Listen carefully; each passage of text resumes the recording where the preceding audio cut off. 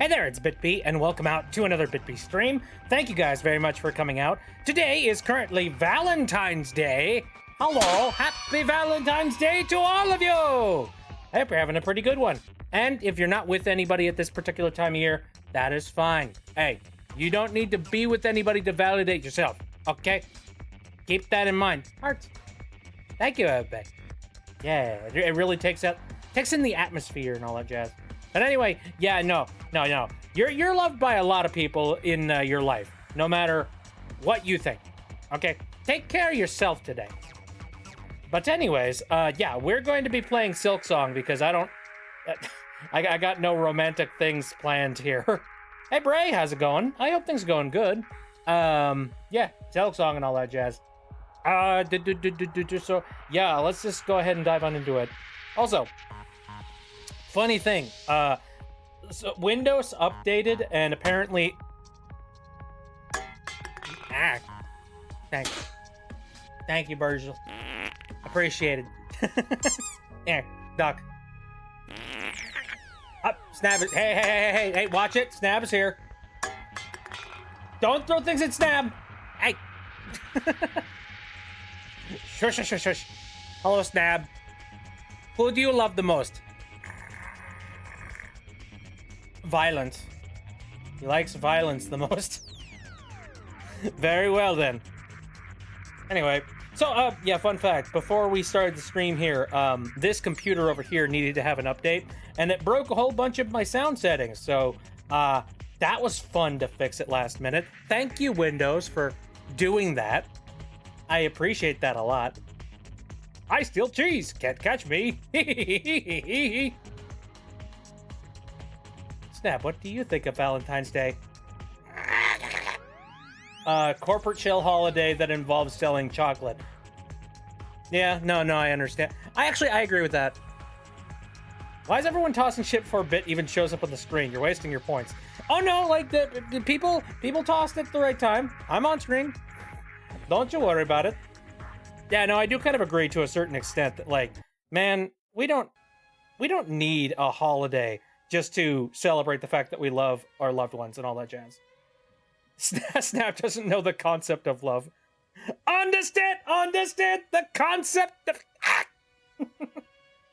Love that some of the Amazing Digital Circus actors were in the recent ads. Oh yeah, absolutely. I mean, hey, they're cool. They're cool, folks.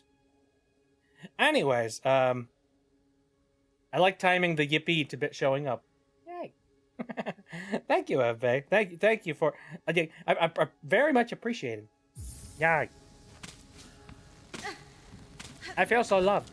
Okay, now, if you remember the previous stream that I did... Oh, Jesus. Yeah, we were in the middle of attempting to try and get through bile water, and we're slowly realizing that maybe bile water is a shitty idea, and maybe it's a good thing to go around and maybe find some alternative paths and things that I have not done yet. So, yes, that's what I'm thinking we're gonna do. First, though, I think I'll go ahead and use up one of these.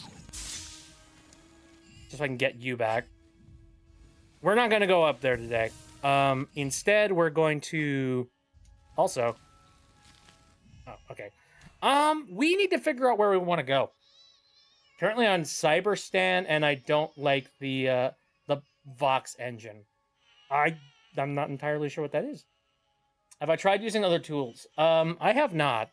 I could change up my strategy. Personally, I think it'd be a good idea just to, like, you know, go out and grab some items from some places that maybe I have not actively, like, explored in yet. I know there's tons of places, like, you know, near the beginning and whatnot that I haven't grabbed stuff from, so, hey, I might as well. On top of this, I need to save up some money so that I can pay for certain things that you can only unlock by, like, you know, buying. So that's kind of what my plan is for today. Don't remember if this game is on the Switch because I'm a user of it. Pretty sure it's on the Switch. I don't see any reason why it wouldn't be. Kind of just spam tools during the second phase. Ah, I see. I mean, hey, legitimate strategy. Okay, yeah. So I'm thinking we should travel back down to Greymore and all that jazz.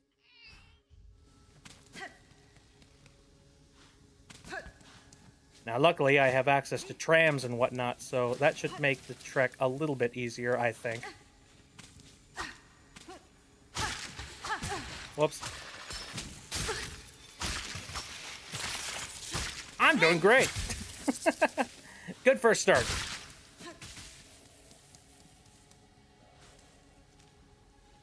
Okie dokie.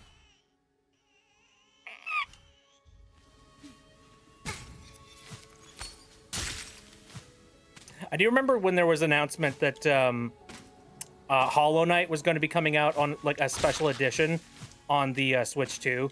But they were just like, ooh, enhanced frame rate and whatnot. I forget. What's the refresh rate like for the screens on the Switch 2? Is it higher than 60? Because, like, it doesn't matter much if you can get higher frame rates if you don't have a 4K, like, you know, super high definition TV to actually take advantage of it.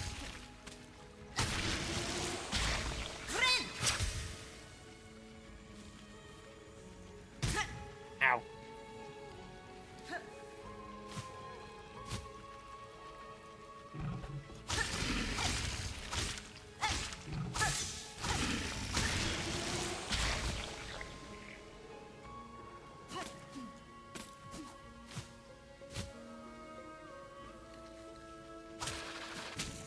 Can you get Nova to not give me the cheese touch? Don't worry, Nova does not have any actual power. They say they do, but they don't.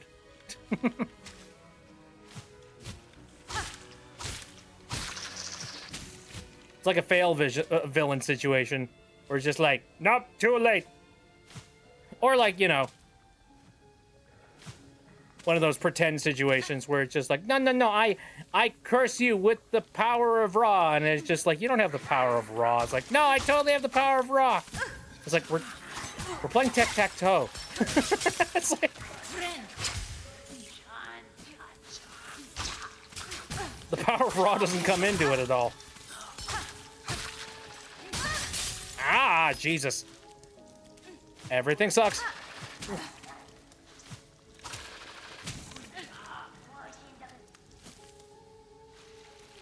The power of Bev Bay. That's an actual power right there.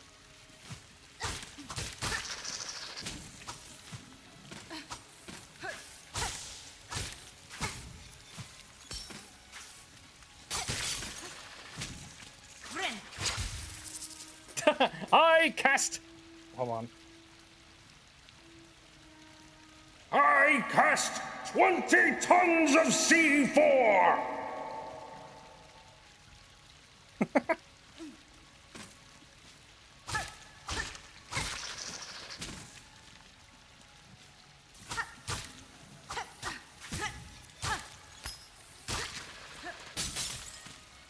Oh dear, I'm close to death. But it's okay, because look, bench.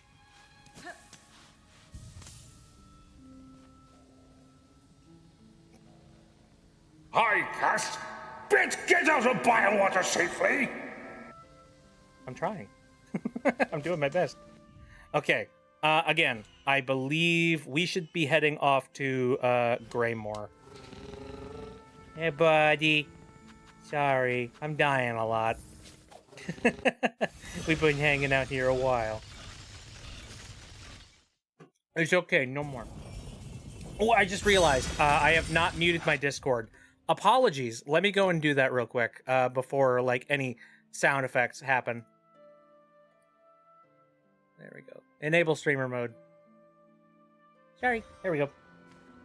I cast BB No Money doing music again. Oh man, I've heard a lot of people that have been complaining about that.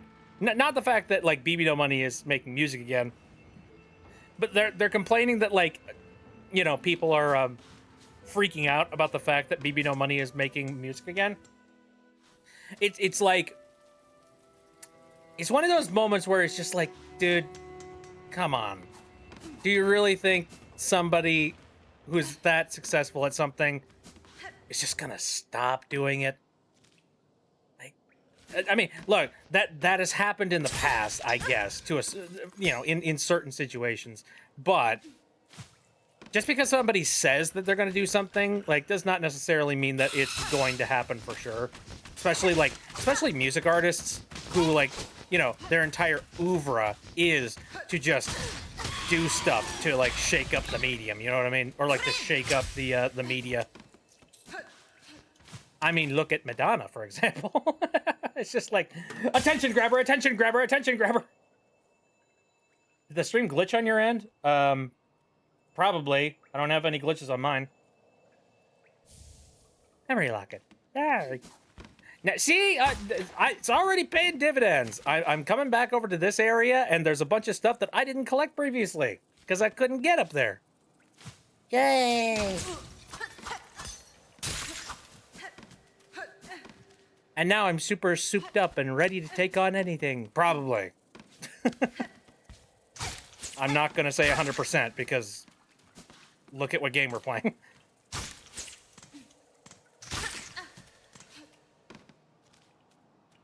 Okay.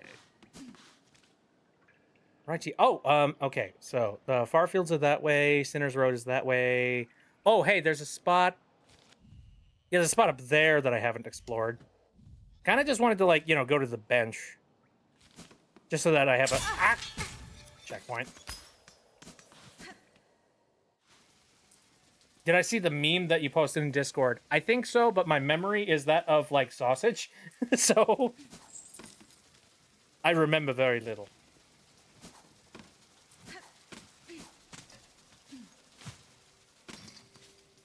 Whee. Oh, yeah, the fleas. I need to see if I get any, like, you know, special things with the fleas. Ah. Look here! All these lively fleas flock to our caravan. Thanks to you and your hunting, our numbers grow grand. Mayhap in time we could grow to match even those caravans of our fabled past. To see of many safe is a welcome sight, Fleamaster. Their playful cheer suggests you are a fine steward for the swelling troop. Such kind words, Miss Hornet. How lucky we are to have found a friend so fair. But now we must away. These moors have been our host long enough. It is time to climb and hoist towards drier caves. Good friend de Fleas, would you join us on this next journey? I just got here. I'll meet you ahead. Alas, Miss Hornet, until our paths cross again, our dearest wishes go with you. Safe travels to you and your troop, Fleamaster. Oh, shoot, the drawing link. Yeah, you're right. Thank you for pointing that out. I am sorry. I've been bad with that. I don't know why. I'm a little tired today. Just a little bit. I overloaded myself on way too much pizza. I had pizza today, and, like, oh, I had good stuff, too. Like, I had some nice pizza, and then I had some sides of, like, bread bites and stuff. Tasty. All right. Nova just had pizza. Very nice. I was curious whether or not there would be any, you know, any issues with there being, like, a lot of people trying to get, like, takeout on Valentine's Day. Considering the fact that, like, you know, I'm sure there's a lot of people out there that probably don't feel like cooking today. But, no, luckily it's just fine. Okay, so there's the magma link, and also let's pin that. There we go. Thank you very much for the reminder. I appreciate that. All right. So yes, the troop has moved on. Pineapple on pizza. I wouldn't eat it, but then again, I got, like, you know, a whole bunch of, like, really bad sensory problems, so I wouldn't eat a lot of things. I am of the opinion that if somebody really badly wants to have something like pineapple on pizza, that's fine. There is nothing wrong with that. And there are people out there that are just, like, so stuck up about the fact that, like, pineapple doesn't belong on pizza. Look, maybe it doesn't belong on pizza to you, But let's be real. Pizza has got so many different random ingredients on it that, like, I think you can have basically any type of pizza and it would work perfectly fine. It is bread that happens to have toppings on it, you know? And, like, a type of sauce. Getting ready for Valentine's Day goth prom. What? Goth prom? That sounds awesome. Starts at 7 here. Everyone is just finishing up their hair and makeup. That's awesome. Having hot dogs. Oh, boy. I don't eat a lot of hot dogs nowadays. Because, like, I don't know. There's something about, like, overly fatty fats and stuff like that. Or, you know, stuff that has significant fat content in it. It just, it rattles my stomach now. Curse me and my, you know, case of the olds. Oh, you're doing a Mickey Mouse bit. Oh, oh boy!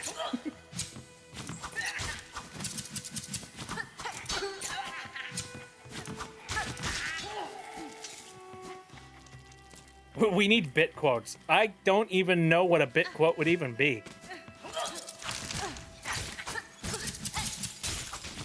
I don't know. You guys would probably know better than I would. What the heck would a bit quote be? Great idea. Stream where you play It Takes Two with a viewer. Probably wouldn't do that with a viewer. I feel like I'd be more inclined to do It Takes Two with, like, a you know, a close friend or something. I got a whole bunch of, like, really good friends and whatnot.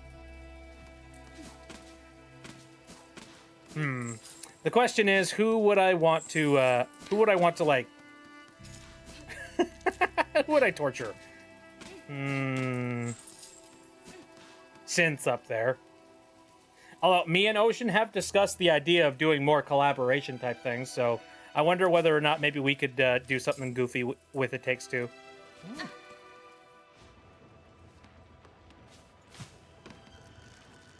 Okay, so... have I really not been through this door?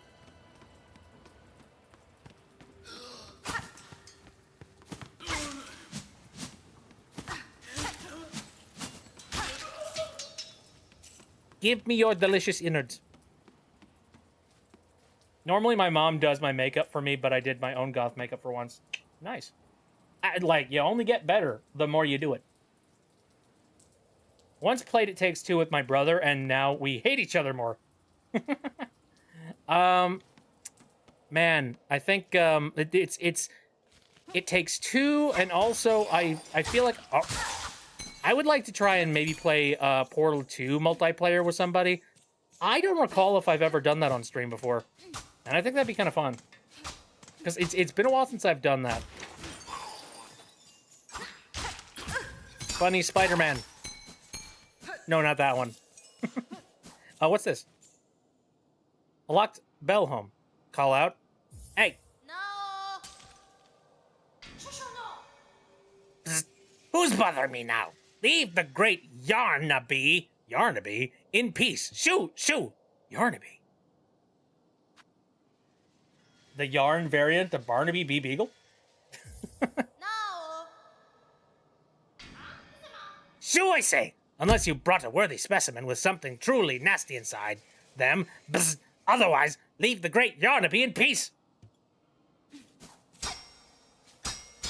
Of course bugs are romantic, says Z-Sil. Can you see all the doomed Yuri and Yowie on the series? No. I'm a very casual Hollow Knight enjoyer. Although, I feel like no matter what happens, everything in Hollow Knight and Silksong is doomed Yuri or Yowie. I swear, like, just based on the stance of everything happening. It doesn't matter what happens. None of the relationships are going to be healthy, and all of them are going to end tragically. What is this? Oh, frayed rosary. Nice. Well, I hear you. What's this? What are you? I found something. Cloth in incendiary materials that could be fashioned into an explosive weapon. Oh, wait. I don't know if I want to do that. Because, like, there's only so many of those, Oh, I don't even think I have any. Okay, shoot.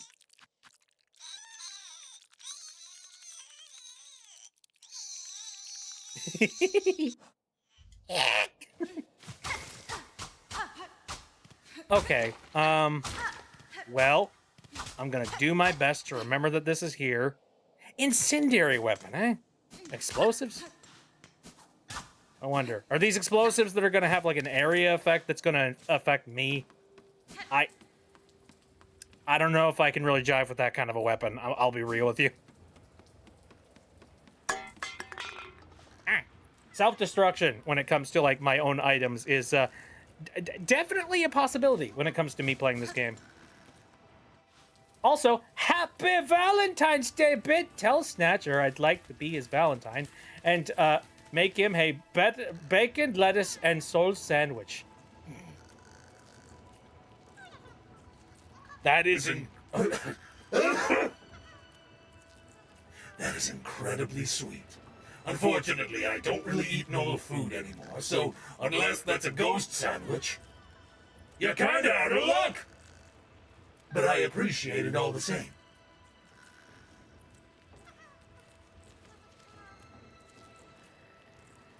all right.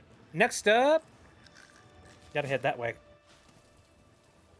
All right. Wow. Hello.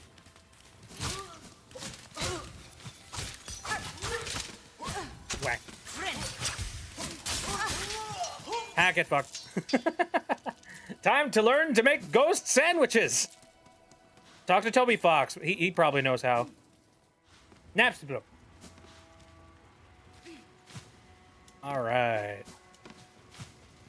Oh, did I? Hold on a moment. Did I ever get that capsule? Don't know. Regardless, I'm going this way. Ooh.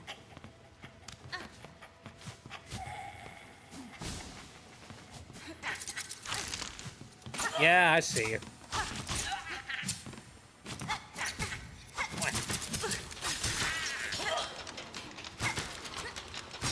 Yo, geez, I really have not been through here at all.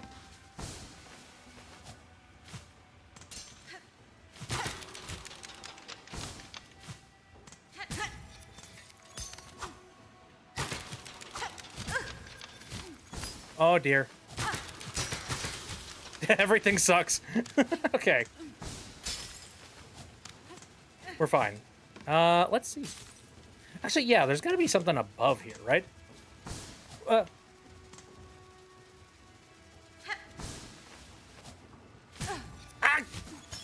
I'm gonna die.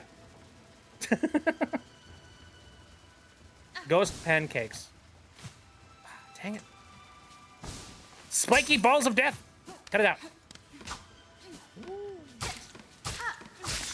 Oh, more grub. Here, I'm gonna heal myself. Good lord.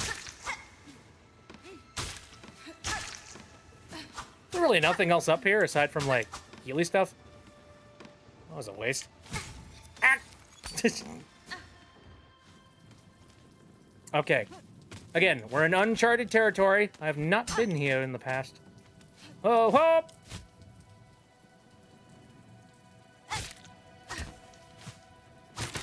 Oh, shit.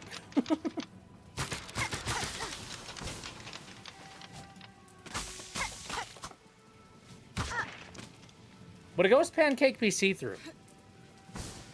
Yes.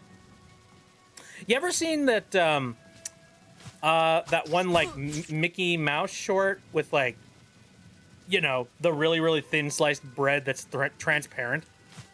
I feel like it'd be a little bit like that. Has anyone else seen the video where they deep fry water? I've heard of doing that. I have absolutely no idea why you would do it. You've got to be kidding me. Mickey and the Beanstalk. Hey, nice. Anyway, where'd that land me? Ways back. All right. Donald went insane because he was starving. Oh god, old school cartoons. Those like, it's so much fun.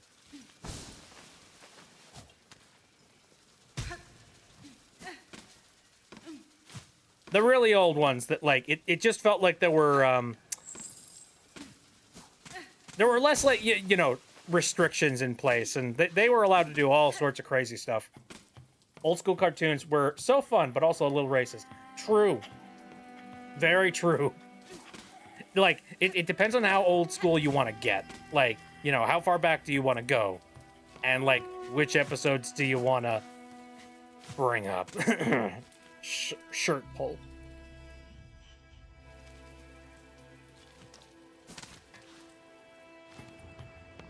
Not a little.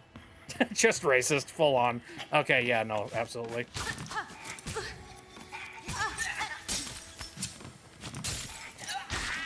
I've seen a lot of unfortunate blackface in old cartoons, and, brr, no. Bad.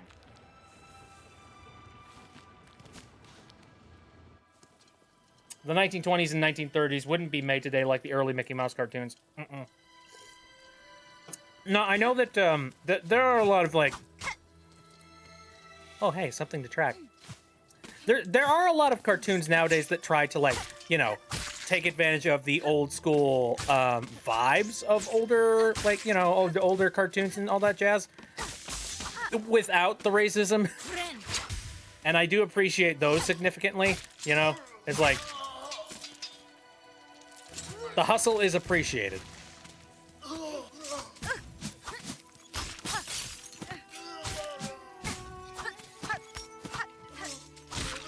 I am absolutely garbaggio today. Oh, hi.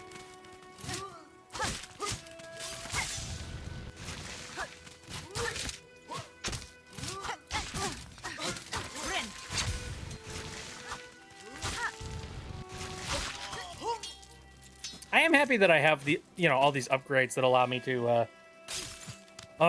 heal. Like, well, okay, not heal quicker. No, kill things quicker. That's what I was about to say.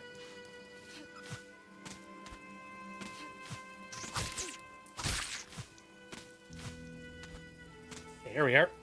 1920s and 1930s. Oh yeah, no, I read that already.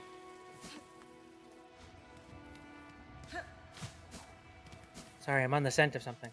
Real talk, the cartoon where Donald Duck is a Nazi is unbelievably funny. Yes, absolutely. In a surreal, like, oh my god, this happened kind of way.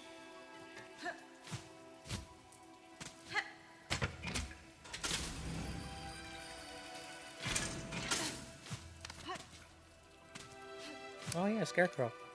I think I gotta get in here.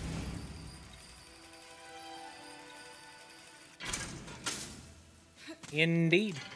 Oh no. Smell is gone. Remember when Daffy Duck was a part of SEAL Team 6?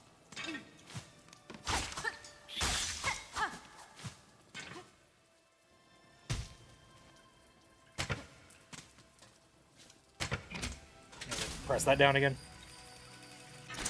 Oh, let me think. What's some other cartoons that I feel like didn't age well? There's a few that aged, like, fairly decently, simply because, you know, the nature of them.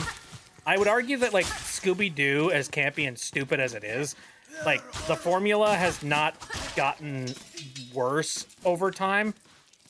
It's just a case of, like, Scooby-Doo is so campy that, like, most people look at it as more of, like, a joke now. Like, they don't take it all that seriously.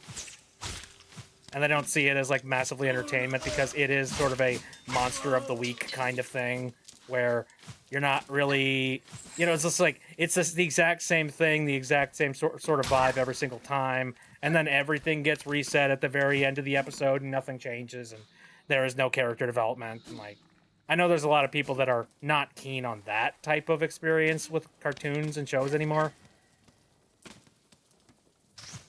And it seems like whenever, like, you know, people try to do character development with the, with Scooby-Doo, it's just, like, it never works.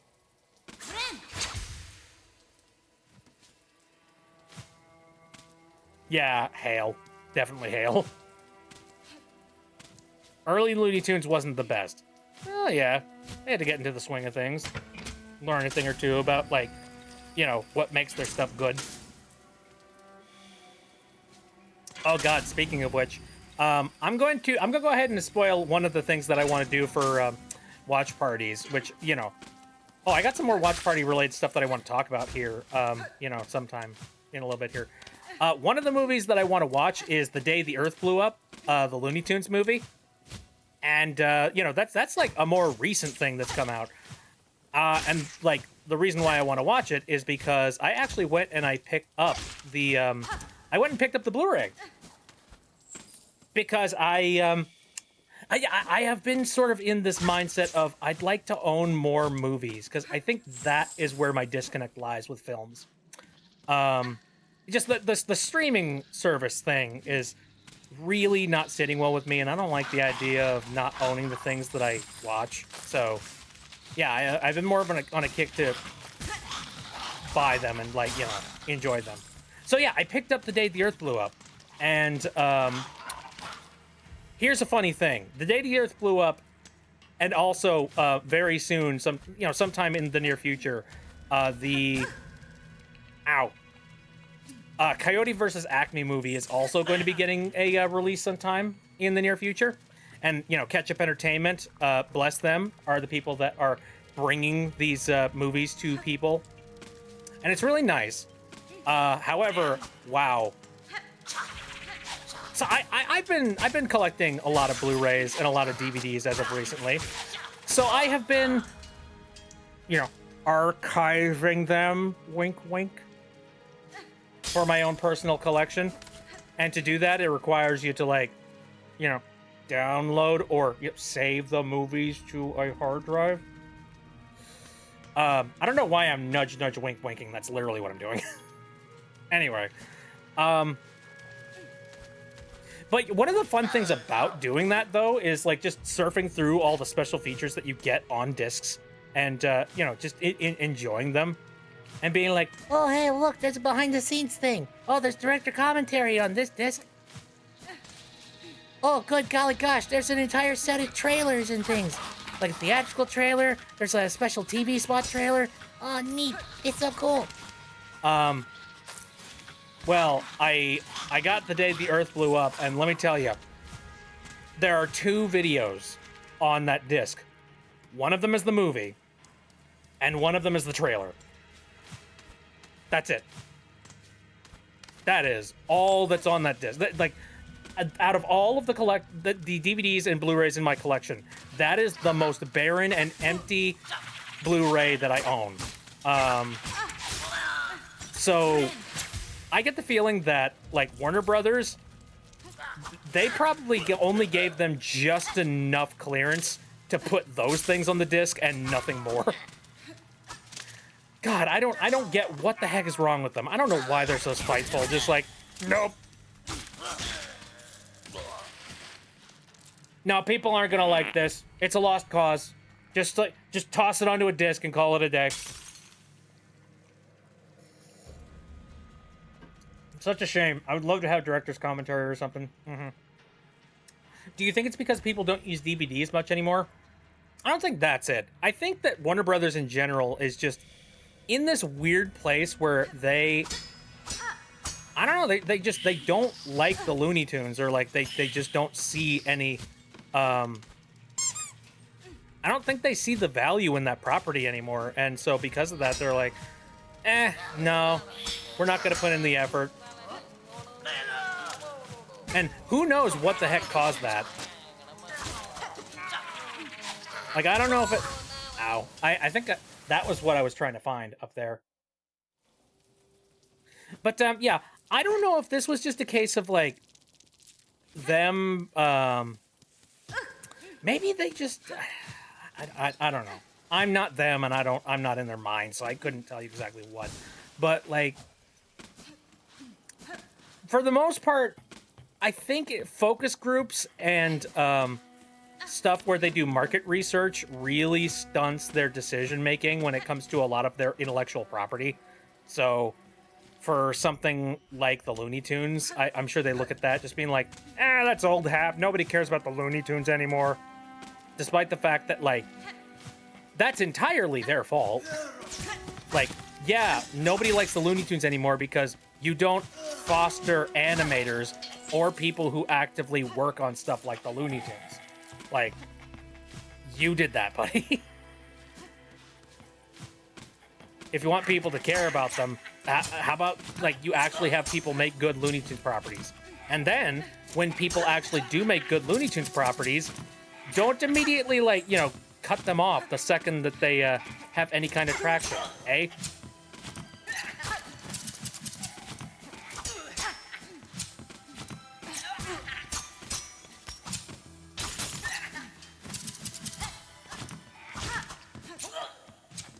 Sorry, that's a little bit of a rant, but man, like, I don't know. I care a heck of a lot about animation, especially, like, you know, animation from properties that I have been watching for years. Working on a Looney Tunes movie was probably a dream come true for him, and it was a perfect fit. Pete Browngardt, who was pretty prolific in the animation industry, created multiple shows on Cartoon Network. Heck yeah, man. I watch cartoons online like Animaniacs for the most part, but I still watch stuff on streaming. And Virgil says I use my Xbox 360 to watch movies. Yep, that's a good way to do it. Although, if you're watching movies on your Xbox 360, I wonder how you're doing that. Like, are you watching digital video files, or are you watching like DVDs? Because I know you're not watching Blu-rays. No, for those people who don't remember, there was this thing called HD DVD, and there was a format war that went on for a very brief period where, you know, it was either going to be Blu-ray or HD DVD that won. Microsoft was on the side of HD DVD because Sony was on the side of Blu-ray. So instead of a Blu-ray player, Xbox 360 got an HD DVD player, and that thing is basically useless now. I do watch Netflix shows like Stranger Things. DVDs. Very good. Very good. I do appreciate that, like, a bunch of the Blu-ray DVD collection things that I've been picking up have the movie in, like, standard definition if you needed it. I mean, I don't. But I mean, like, you know, it's nice that they're looking out for people that maybe they don't have, like, super high definition equipment and whatnot.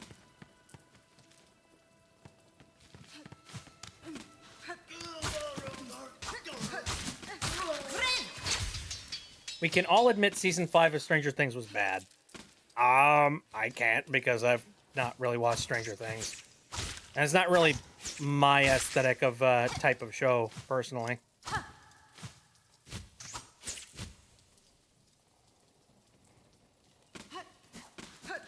Well, okay, I shouldn't say that. I do like a good 80s aesthetic sort of experience. I think it's the horror element for me, personally, that I'm just like, I think I'll just leave that. Me and my family have been watching stuff on streaming since 2010s, and I don't miss cable at all. I don't miss cable at all either, but I also do kind of miss the idea of, like,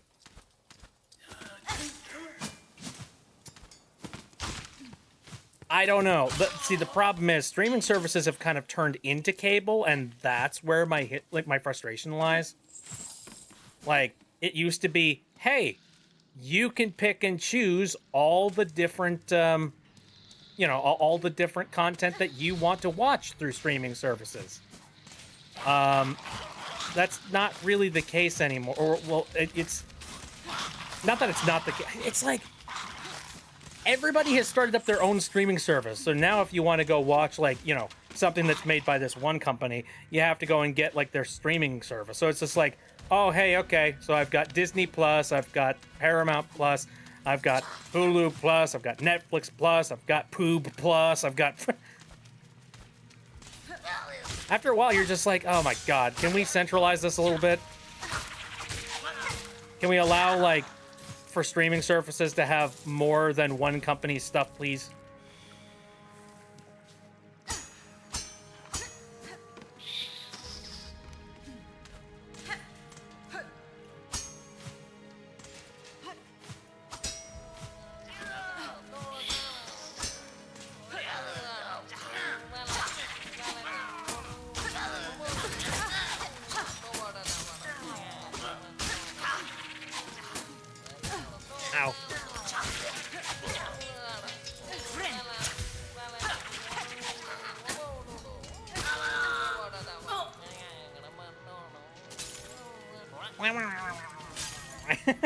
Hello.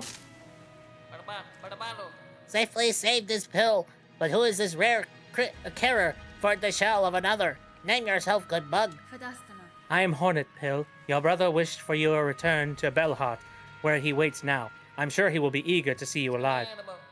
Young Tip, how he worries always. Blessed I am for the care, him and you, Miss Hornet. A lucky bug is me. Yay. I miss when it was basically just Netflix and Amazon. Yep. Head fast for Belhart, Pill. These lands are not for traveling without a sharp blade and claw. Aye, yes, to Belhart and my brother. I shall fly quick. If you pass this way again, stop and give greetings. Whee! Goodbye.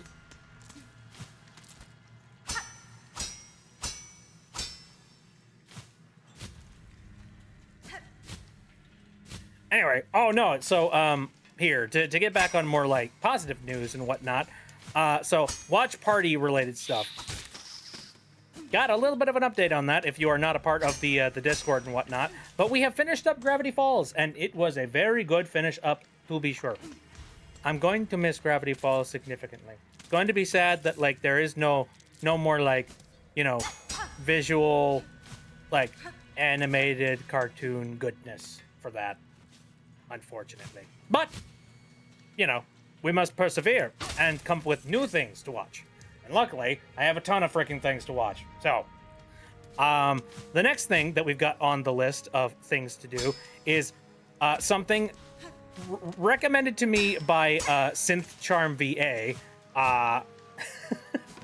And by recommended, I mean basically forced and foisted onto me. Treasure Planet. Everybody and their dog has just been like, you've never watched Treasure Planet? You've never done it? Do it now! Watch it now! And so I am doing it, okay? It's happening next week, and I have planned for it to be on Friday. It's going to be a little bit later in the night, just so that like we can have Synth on board as well. It's going to be starting at 9 o'clock p.m. Central Time. So I know that's going to throw a couple of people out of the, you know, out of the circle of that, but you know, I want to make sure that I can have Synth there, because like, hey, it's one of Synth's favorite freaking movies, so.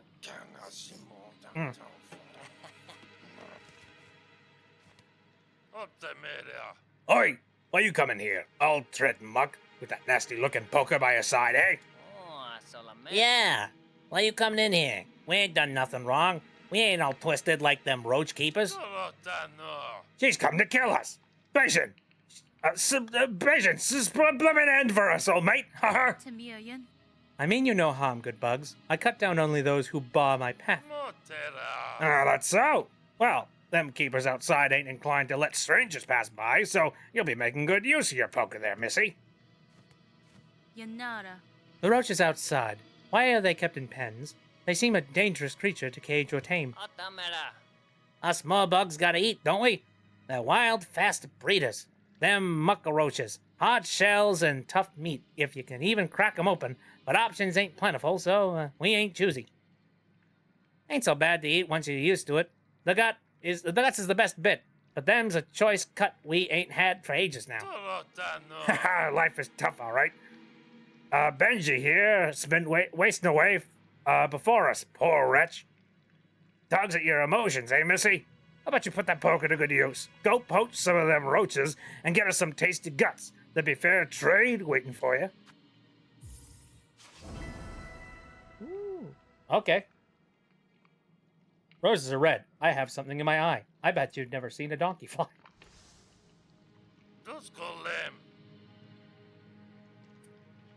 I reckon you don't know how much trouble you promised yourself just now, missy. Oh well. Best to get used to it. Get to it, rather. Muck roaches are everywhere along these old roads. Just find a few and pluck the guts out. Easy as sin. Treasure Planet's a lot of fun. I'm sad Disney's cool little sci-fi adventure era was so short. Atlantis is really cool too. Funny you mentioned Atlantis. I actually did go and purchase Atlantis not too long ago because I had that on my list of films that I definitely need to watch at some point. Because Atlantis. Spoilers. Atlantis is another one of those movies I've never actually watched. So, yeah, I'm planning on watching that at some point as well. However, those plans have been delayed a little bit because the people that I bought my copy of Atlantis from, I placed the order sometime in late January, and you know, I'm a patient being. Like I'm a being of the old internet where things took like 2 weeks to finally arrive to your house. So I wasn't too beat up about the fact that they said it was going to take 2 weeks for the movie to get there.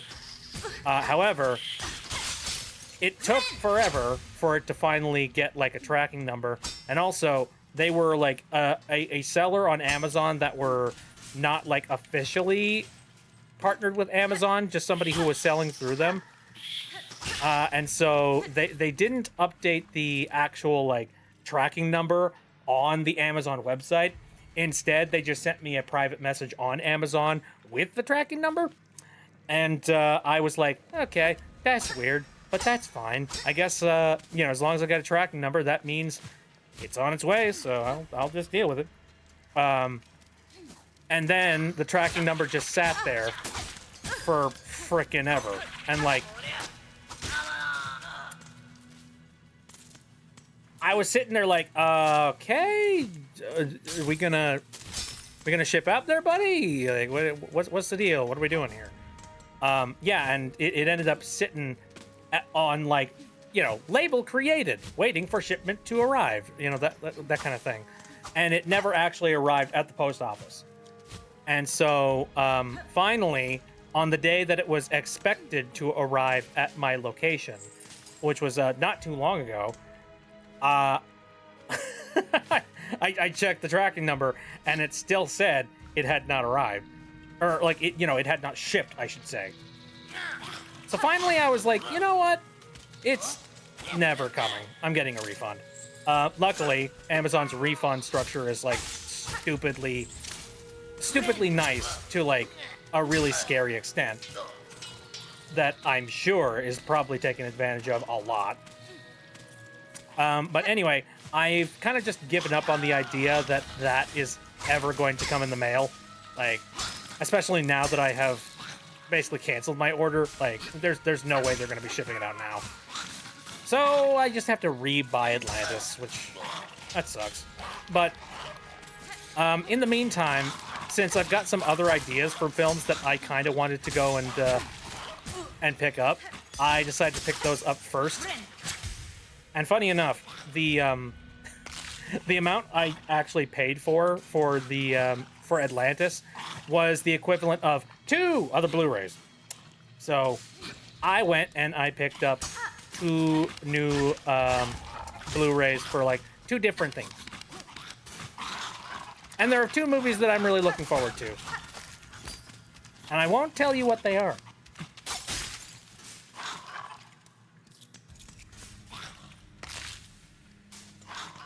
I still wish Disney made those kinds of movies. Yeah. Those filthy gator-like things are called muck roaches. Yeah, they are. How much guts did they say they wanted out of these things? I paid very little attention. Like, I'm just gonna kill muck roaches until they eventually stop spawning. Or, you know.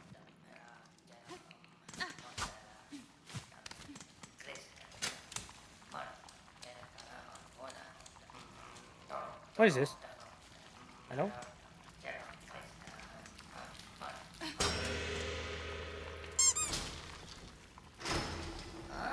I don't know what that meant. Oh, God! Everything in the kitchen sink!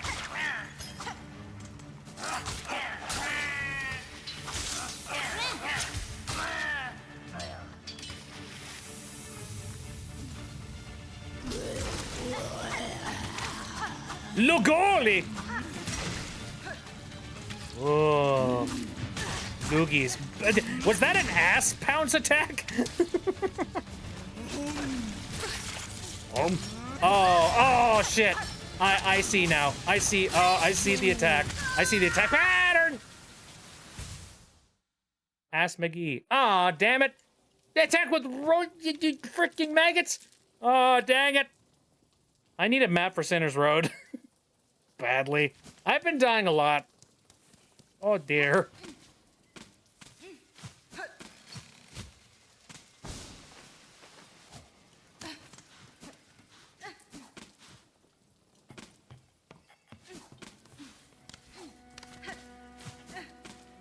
Alrighty, well, guess we'll make our way back out there.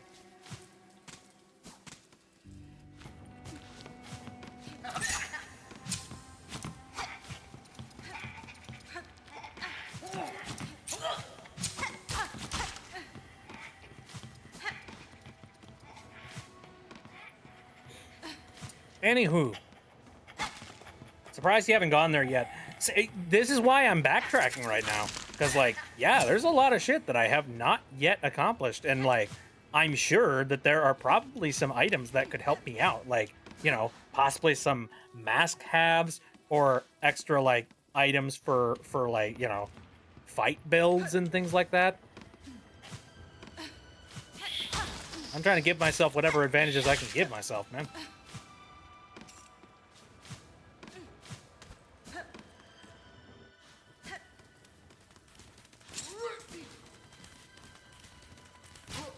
Wasn't sure about giving you spoilers. You know, I've kind of reached a point with this game that, like, what am I going to be spoiled about aside from the fact that, ow, there exist incredibly tough frickin' enemies. Oh, one guessed.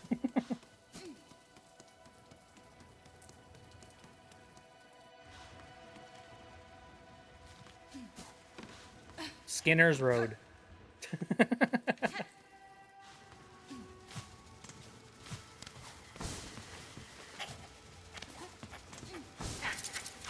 By the way, I laughed because I thought about steamed hams. Seymour!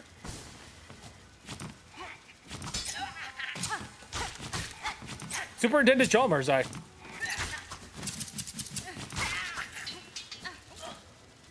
anybody remember steamed hams? All out in the chat. How old are you? How? Next thing, no, don't answer that question. I'm joking. Private information. All right. But Chef Boss does have something that I might want to get. Ooh, interesting. Love that steamed hams is a meme. I just love meme culture in general. We latch onto something that we think we can iterate on like thousands of times over. And then we just roll with it. Great stuff. Steamed hams is a masterpiece. Agreed. I'm thinking of this one YouTube poop. God fucking damn it. Superintendent Chalmers, I was just stretching my ass on the windowsill.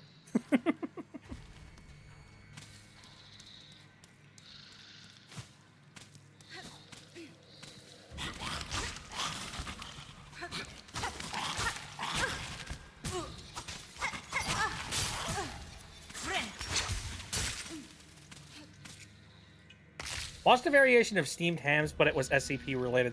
I can see it.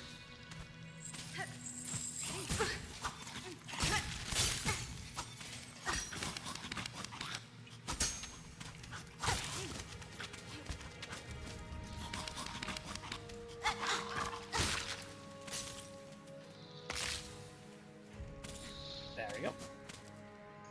Remember seeing a Michael Rosen version of steamed hams? That's another thing that's like, you know, infinitely memeable. Michael Rosen.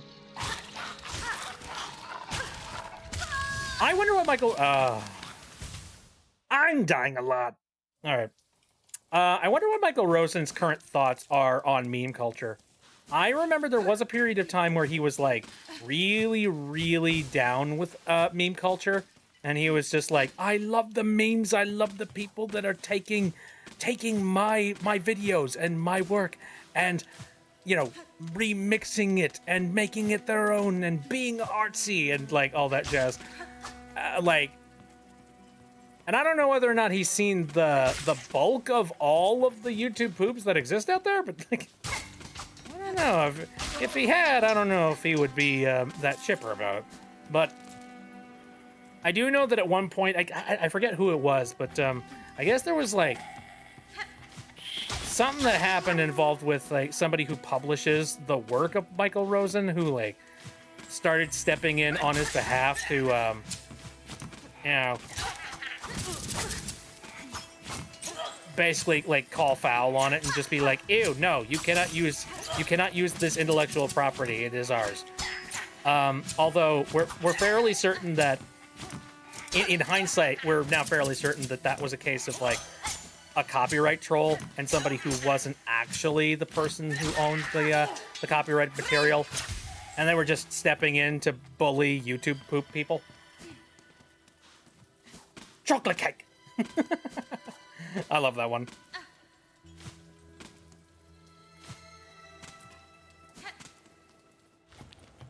Can you tell that I'm really like, you know, within the sphere of YouTube poops? That I'm just like, I'm cranking out the specific lore about eras where certain horrible events were taking place, you know, within the scene. And see, this is why I never went to college. Because my brain hyperfixates on this shit.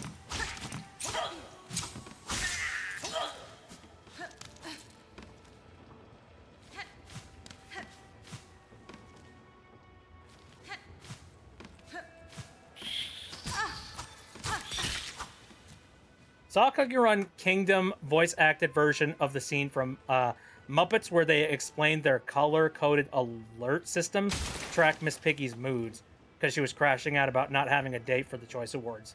Oh. I don't know if I've ever, you know, seen or heard of that. Been a while since I've watched stuff with the Muppets. There was a point in time where I was just like, I wonder if I should go pick up, like... Because there's got to be a collector's edition of the Muppet Show, right? Somewhere. You know?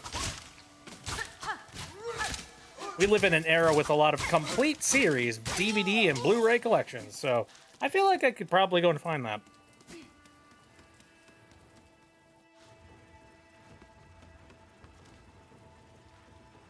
Now, YouTube poops are a special art form. Problem is, I like the brain rottiest of brain rot. Unfortunately, you know, sadly, not everybody can really jive with it. I remember one time, you know, I was sitting around with friends and we were just like, talking about random stuff. And I brought up the idea of us watching, like, you know, a YouTube poop that I remember watching way back when. That made me laugh hysterically. So I went and I put it on and we watched it for a little while. And then about like 3/4 of the way through, we all collectively went, yeah, no. I'm like, oh.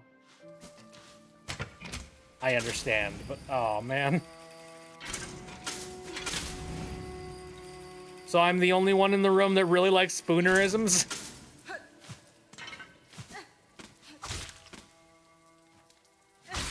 I like the goofy wordplay.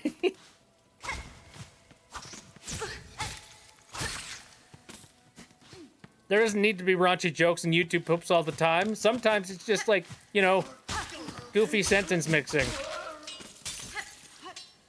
Or like repeating the same stupid syllable. See, I'm talking about all this stuff, but like, man, you know that if you were to, if I were to take YouTube poops or something that I know I have watched over and over and over again, I guarantee you, like, there's probably some very well-adjusted, well-mannered person that would see that and be like, they would start to wonder whether or not they should call, like, well, not child protective, I don't know, some kind of protective services, I don't know what. Just call someone. Just like, admit me into a psych ward or something. Not a fan of brain rot or YouTube poops because there's way too much going on in the video and I get overwhelmed by it. Absolutely fair. Yeah, no. I know plenty of people who that is a major barrier to watching something like YouTube poops. And then there's YouTube poop music videos, and like, oh lord. Talk about sensory overload. Those can get ridiculous. Especially the ones that are like hyper ridiculously edited and animated.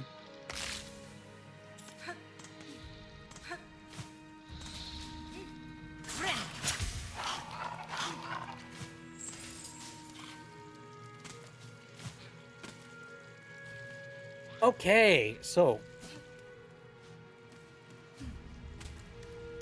swouse. I'll just go swoosh right in. Swoosh.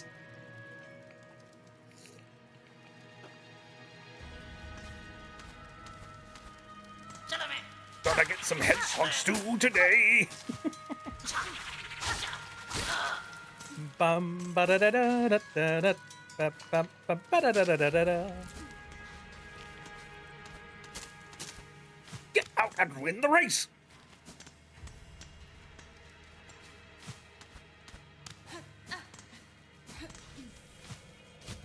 I wonder how you would get up there. Here. Huh. Whap. Shit.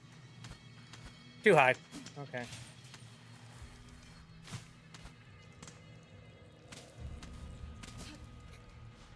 I know one quote that I constantly like, you know, one thing I constantly like, you know, have repeated in my head, or like, you know, it constantly keeps like popping back into my head, is the line, "Keep your posture, Strasser."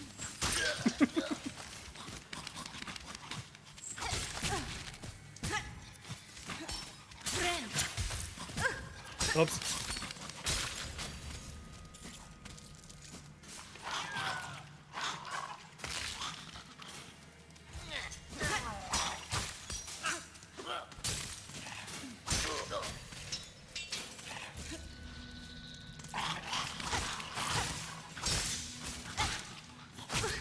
God. All right. How much more roach guts do I need to pick up? How hungry are these guys?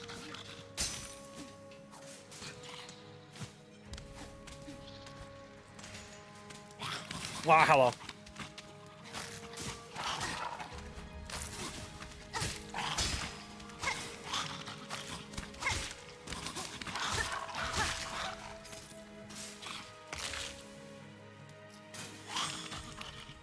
Those Adventures of Sonic the Hedgehog Robotnik remixes are so good. Ooh, hey, it looks like I've collected enough. Very good. What is the prize they're gonna give? Is it money? I'm dying a lot. I feel it might not be a good idea for me to, like, take money as a prize. Ooh, also, hello. Ooh, way's open. Where's this? What is this?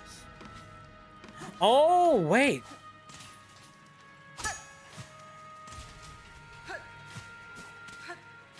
Aha! Yes, I know where this is.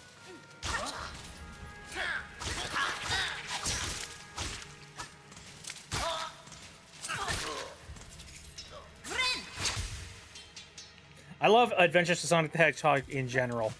It is an interesting flavor of Sonic, that's for sure. Like,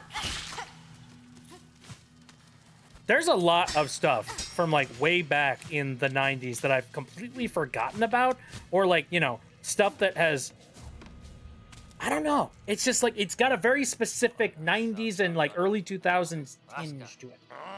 Oh, speaking of which, God, I'm gonna go and look this up real quick, because I was reminded of this while we were doing the, here.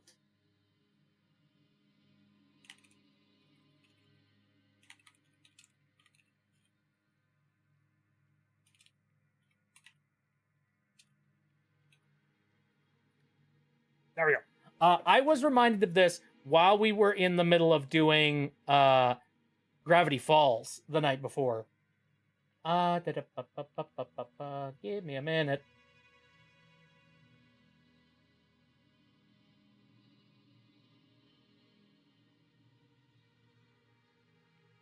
You're about to see just how fucking overweight I am. And how completely unhealthy I was as a child. Here, give me a minute. Come on. Come on, save, buddy. Save, gosh darn it. My computer's hanging. I don't know why. Come on. Can you not handle the awesomeness? There we go. So I completely forgot that this was a thing. Burger King had a like set of kid mascots at one point. Completely whoosh, cut like it left my brain. But like here they are. Boink. That is the most 90s fucking thing. Look at this. You know, you got the freaking like, you know, Kid Vid, the cool kid in the corner there. You got IQ, like the nerdy guy. Oh, there's like, you know, what was there? Snaps the photographer. Woo, that's nice. And then you have like, because you need to have disability featured in your thing. You've got Wheels, the guy in there.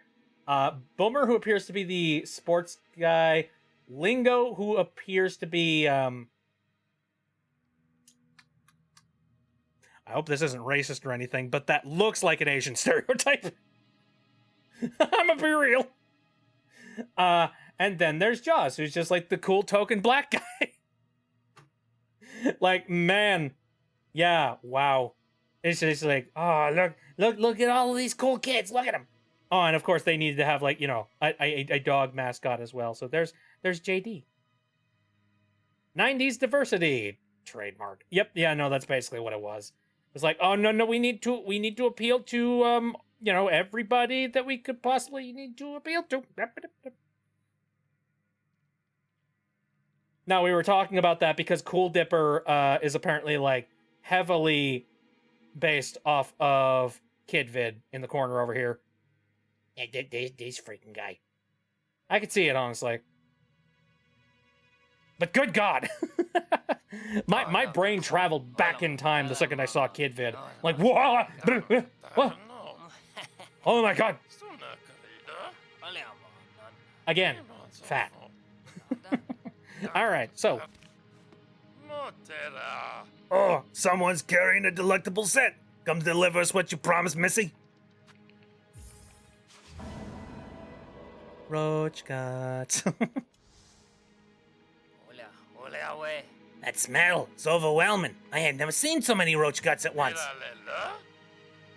Benj, me old mate, get a grip of yourself. These guts still need cutting and cleaning and stewing. You got a lot of work ahead of you. Fine by me, Crow. It means such a feast. We'll be eating like they do up in the Citadel soon enough. And what about you, Missy? You'll be joining us for this exquisite meal? I'm afraid not, sirs. I must keep moving, and I fear the taste of such a delicacy is wasted on me. I was hoping as much. 2 can sing, but 3's too many, eh? Still, maybe this tool is enough for you. To remember us by. Pointed weapon from me own making.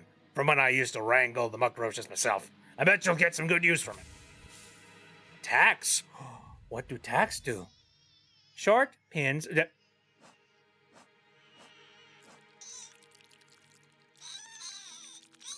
What of it? Short pins designed to be scattered along the ground. Sharp points will pierce any enemy who steps upon them. Ah, okay. So it's like, you know, little foot traps and whatnot. Okay, that's neat. Again, the more items and the more crazy shit I can do, the better, as far as I'm concerned. Wasn't even alive in the 90s, yet I love shows like He-Man and She-Ra, G.I. Joe, Care Bears, Smurfs, Transformers, many other old cartoons. Which is funny, because the shows like... I mean, like, obviously, those types of shows were exclusively made specifically to advertise toys to kids. Like, let's be real. But, you know, this was back in the day when advertising toys to kids, in order to do that, you actually needed to make a good cartoon show. Care Bears mention. Also, as a little bit of a counterpoint to that, I only just recently was what was it? I was talking with some people not too long ago, and we were discussing like old cartoons and whatnot, and like sometimes you forget that there are some cartoon shows that tried to get off the ground and did not succeed. You know, like ones that like you can tell like, oh, these guys totally had a toy line in mind, and then just never got success, and then they never ended up making toys. There were a lot of cartoon shows. We just like don't forget them because they kind of fell through the cracks of time. And now many years later, we're digging them back up, being like, yeah, do you remember this? Do you have nostalgic memories of this guy? Did you watch it? Ding dong!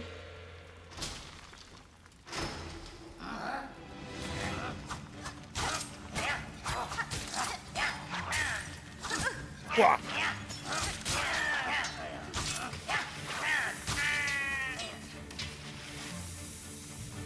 The chefs are dead.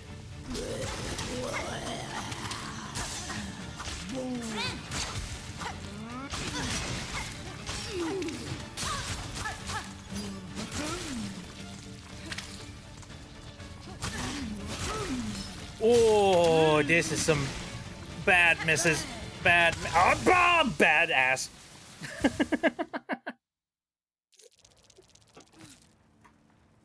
For those people who played My Friend Pedro, does anyone else think that Pedro might have been on the island?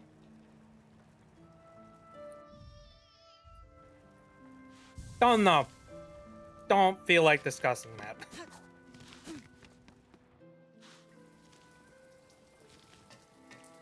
Skeletor is my favorite character from He-Man. I love that guy so much. Agreed. Yeah. I freaking love Skeletor. Especially, God, I love everybody's interpretations of Skeletor.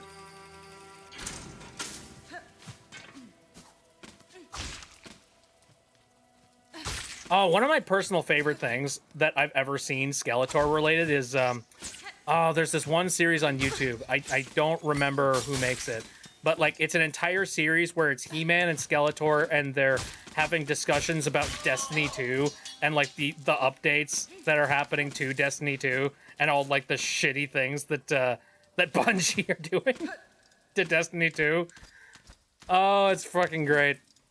It's such an obscure, strange things for, like, you know, Skeletor to be a massive fan of Bungie and just being like, hey, man! You'll never guess what those hacks at Bungie have done now! It's freaking great. I love when people have silly fun with voice impression stuff. Oh, yeah.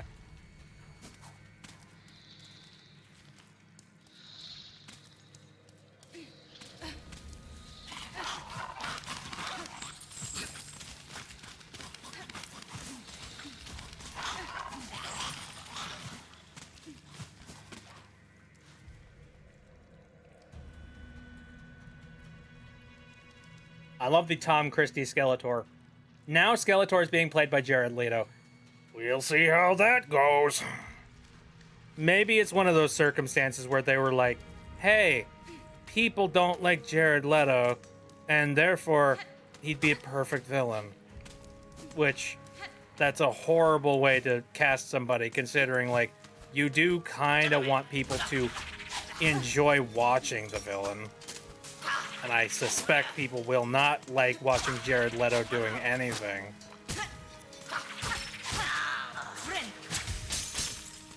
You know what's one of my personal favorite Skeletors? Mark Hamill. If you didn't know, Mark Hamill did the voice of Skeletor for like, I don't remember what variation of He-Man, but it was like an anime basically. Like anime adaptation of He-Man. And he did the dub voice for it, and he does an amazing job. Like he hits Skeletor's mindset and his mannerisms fucking perfectly. On top of that, he adds his own little flair to it. If you've never seen it, look it up. It's great.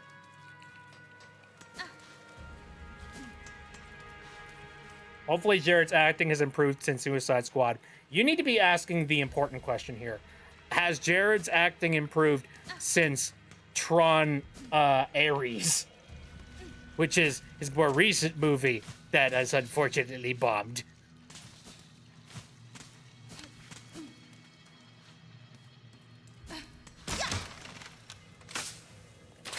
Oh, oops. Nope. Roaches. God, where is this bench? It's supposed to be up here, but I don't know how to get to it.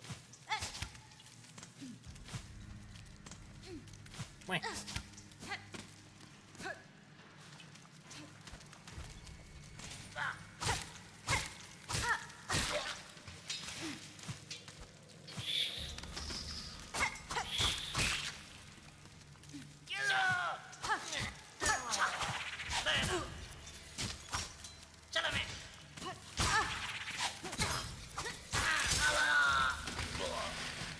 Okay, this sucks.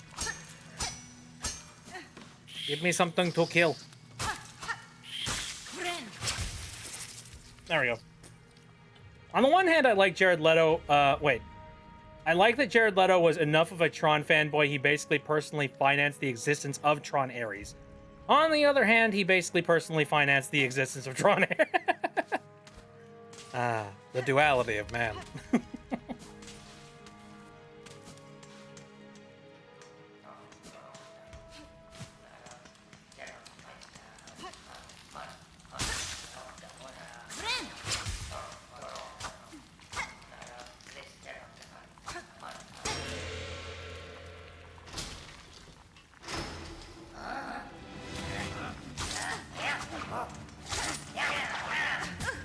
At least Tron Legacy had, like, Daft Punk. You know?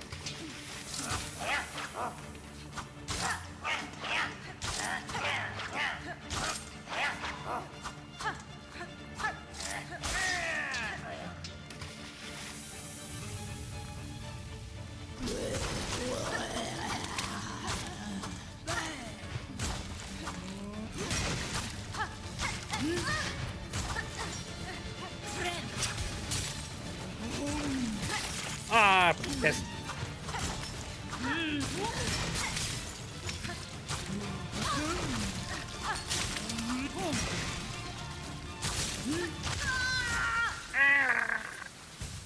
Well, at least I got my body. Mark Hamill is also the current voice of the Flying Dutchman. And I'm really excited for that. My interpretation of Skeletor has design aspects of character traits of multiple different other Skeletors, and he's a little more relatable. I see. Mark did a great job, but I do wish the movie about the Flying Dutchman had his regular VA. Yeah, I gotta agree with that to a certain extent. It's kind of like, you know, when you've, like, heard a particular voice actor so many times that, like, you're just used to the idea of them, you know, sounding a particular way, and you just can't hear it right. Did you know that Mark Hamill played Mark Hamill in real life? What?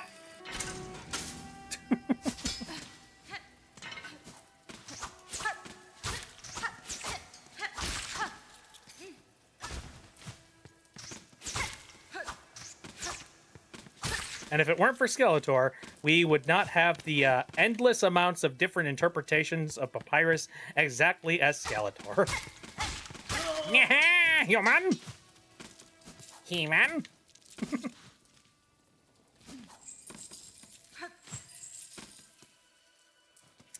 Yeah, no, I've got a similar thing with, like, a couple of different actors that I know of for, like, different roles. I know that, okay, I've nerded out about this particular franchise many times in the past, and I'm gonna do it again, because of course I am. Splinter Cell! Nobody gives a shit about Splinter Cell, or at least a lot of people don't. Well, like, I'm a fan of the series, and one of the things that is definitely a huge draw for me is Sam Fisher as a character. Specifically, like, Sam Fisher is voiced by Michael Ironside, who is, like, an incredible actor. Like, he's been in, like, so many different things, like, both voice acting wise and also as just, like, you know, an actual, like, you know, real life skin and bone actor. But yeah, him as Sam Fisher, like, I can't see Sam Fisher as anybody else's voice, honestly. I don't know. Like, Michael Ironside just has the ability to, like, play the part properly, you know? Like, he's really good at the kind of, like, smug sass that the character needs, while also, like, the dead seriousness when he needs to be. And that is, like, that's some range that's really difficult to come by. Especially, like, yeah, well, he's also got a very specific type of gruff in his voice as well. That's, like, very difficult to replicate properly. Found out that you can get the HEV suit and crowbar in Dead Cells. Yeah, I think, I remember you posted a video of that, and I saw that he was wearing, like, an HEV suit. That was interesting. But anyway, no, there was a Splinter Cell game that was released a very long time ago, called Splinter Cell Blacklist, and unfortunately, Michael Ironside could not do the voice of Sam Fisher for that game because he was dealing with issues with cancer at the time. And if my memory serves me correctly, I don't think I'm fairly certain he has not passed away from cancer. I think he did bounce back from it, but, like, there was a period of time where he wasn't 100% certain that he was going to be, you know, living for much longer. So he ended up handing the role over to somebody else so that they could cover it for him. Because he's like, I don't want to start a project. Ah, damn it. He was like, I don't really want to start a project that I'm worried about, you know, ending up dying halfway through the production. So yeah, somebody else took up the role, and bless him, he did his best. Like, he tried to get the inflection of the voice proper, but it really didn't come through right. It's like, I really hate to say a miscast, but yeah, I think it was a miscast. Like, I don't think they should have gone for somebody that had his tone of voice. Like, this guy had the voice of sort of like a young, spry 30-year-old. And Sam Fisher is, like, in his 50s and old and grizzled and has seen some shit. You kind of need somebody that has the exact same kind of tone.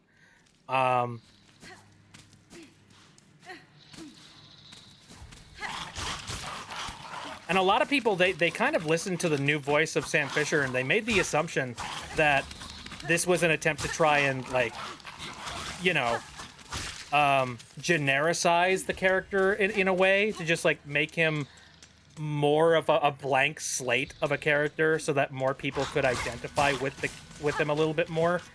I don't think that's the case. I just think they didn't cast the right person with the proper voice for it. However, I know that Michael did come back for, like, a quick cameo of Sam Fisher in a Ghost Recon game, if my memory serves me correctly. But that was the last time that we ever saw anything of Sam Fisher up to that point. And now, I believe there's a new Netflix, like, original film that was released not too long ago, and it's like, it does have Sam Fisher in it. However, this one is, like, it's got a different voice actor, and I don't recall what their name is, but I remember hearing their voice for the first time. And even though it wasn't Michael Ironside, nailed it. Like, holy shit. No, like, it's not the same voice actor, and, like, honestly, that's gonna make me sad no matter what happens. But holy shit, nailed it. Oh, whoops.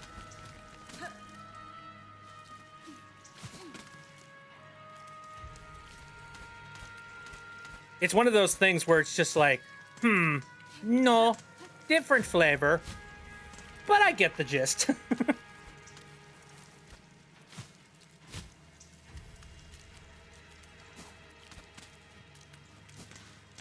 Hello. A cage with a simple lock. Dang it. Sure. I don't know who the heck you are.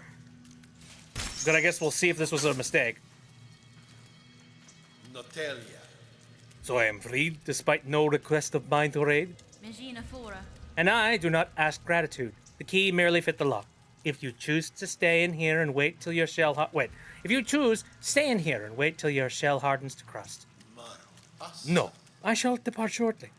With my way clear, my wish again propels me. Though I tried to avoid it. Fenistra. Then safe journey, Tallbug. I'll not pry further. Clearly, you bear your own burden. Boy, I hope that helps me out later. Kind of wish they would have added Needle with the Pure Nail in Dead Cells. That would have been kind of cool. Okay. Where's the nearest bench? I feel I need a bench.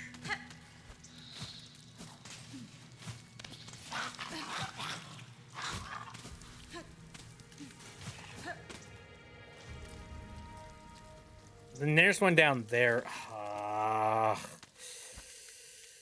Okay, sure. Let's go back. I want to get the maggots off me.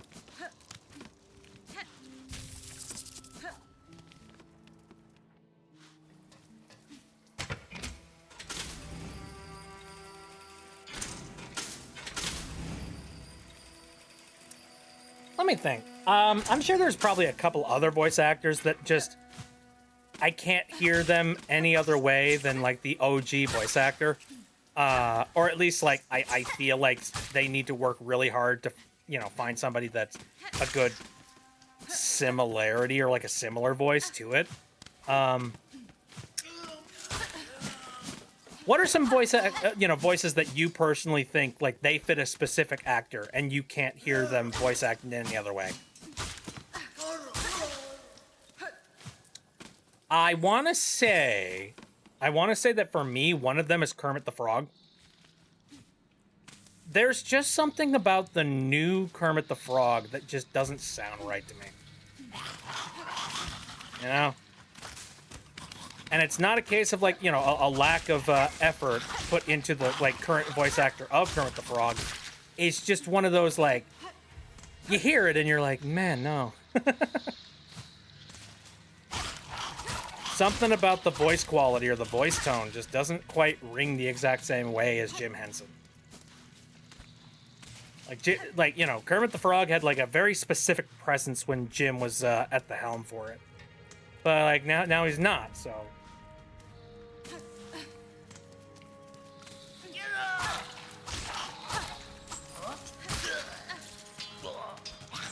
But obviously, you know, unfortunately, Jim is no longer with us, and so not much you can really do about that one.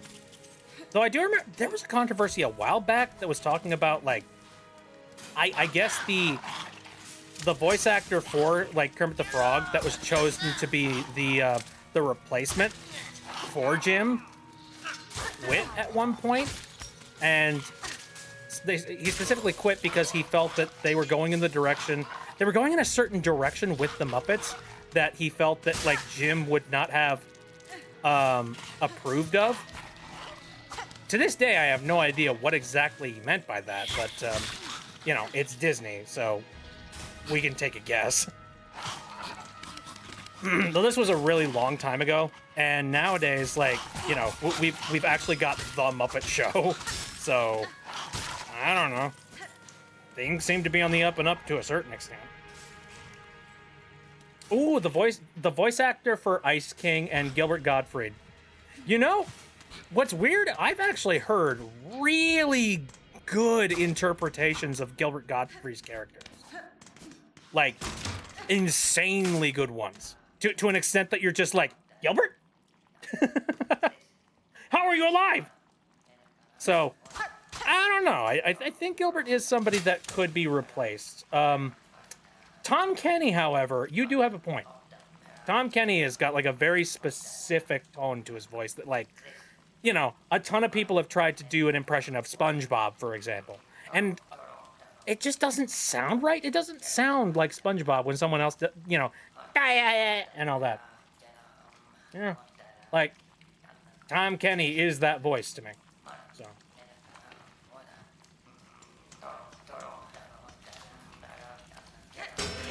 thing!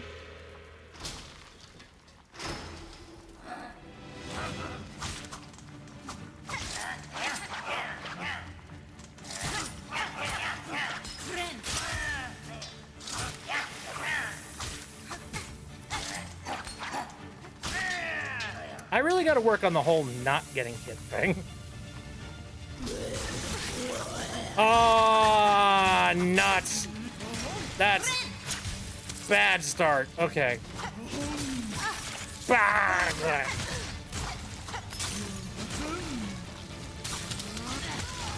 Yeah, that is awful.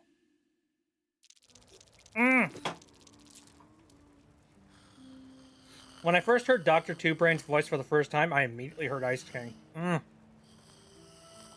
Oh, Richard Horvitz. Holy shit. Yep. Yeah, no, you're right about that. Very specific voice. It would be a little bit hard to replace him for some of the characters that he's done. Though there was that one video a long time ago when somebody did a really good Zim impression. It's the one where he's like, when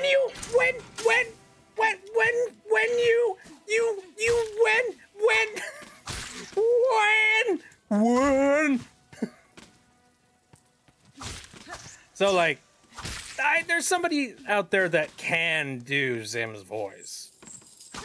But Richard Horvitz is definitely, like, not only is he, like, a national treasure, but also, yeah, he's kind of like somebody that you can't really match up very well. When you...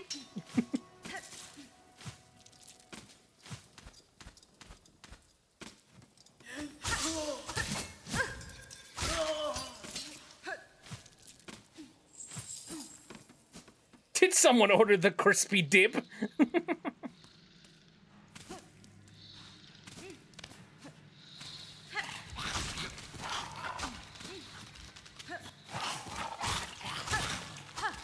No, I've heard phenomenal stories about Richard Horvitz and just how, like, humble and nice the dude is.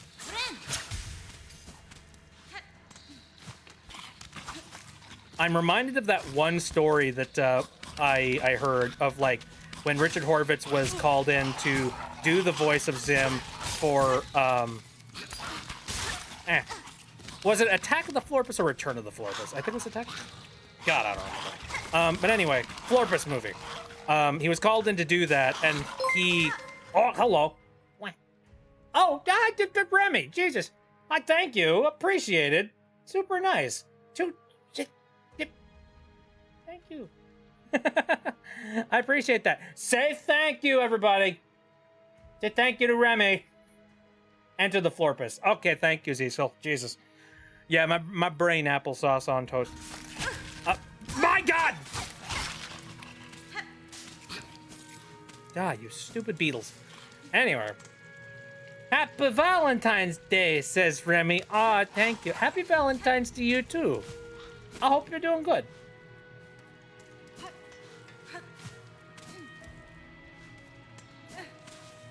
So anyway, enter the Florpus. Zim was, you know, called to do the voice of Zim, obviously. He's freaking Zim. And he was having a conversation with the cast there, and he was just like, "Hey guys, I'm not sure if I can be Zim for Enter the Florpus." And people were just like, "What? Why? Why don't you? Is there something wrong? Did something happen?" And he's just like, No, nothing happened. It's just that, you know, I'm a lot older now, and, like, my voice isn't the same as when it was when I originally did the voice of Zim. And, like, I feel like my voice isn't really going to hit right. It's not going to sound like it's supposed to, or, like, you know, how fans are going to be familiar with it. So I feel like somebody else should probably do the role. And the directors were just like, shut the fuck up. Not in those words, obviously. But they were just like, shut up. No. You are Zim. You are worrying about nothing. Stop it. Oh, Daggett. I remember Daggett. Woo! You've been bugging. and bopping and bugging me all week, daggit breath. And if you don't stop, I'm gonna bop you into last week. Ooh. Oh, shit. Things that live rent-free in my head, even though I am like mid-30s.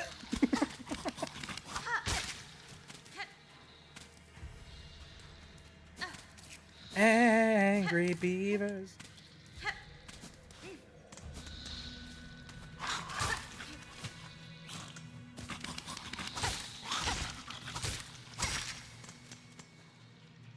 I can't believe he thought he was getting too old. Sir, you will never be too old. No, you play Zim until your dying breath, you bastard. Remember hearing the Enter the Florpus trailer and was so excited hearing all the original VAs returning? Same. Like, when I heard, like, the original teaser for Enter the Florpus, chills. I was just like, holy shit! It's Zim! It's him! The boy's back! Not now, Gur. I'm being serious! His Zim in Enter the Florpus is absolutely perfect, too. It's like he never left the role. Well, alright. If I have to be, like, if I have to be critical about his voice for Zim in Enter the Florpus. Only critical. You can tell he's a little bit older. If you listen to him and you compare it with some of the lines that he did in Invader Zim, you can tell. Does it matter, though? No, it doesn't. Because you hear his voice and you're just like, that's Zim! That's absolutely Zim. Like, you know, I don't give a rat's ass if the actor's just a little bit... Okay, think about it this way. Do you think they casted actual babies to do the Rugrats? No? Okay, well then a 50-year-old guy can play a 13-year-old alien. Shut the fuck...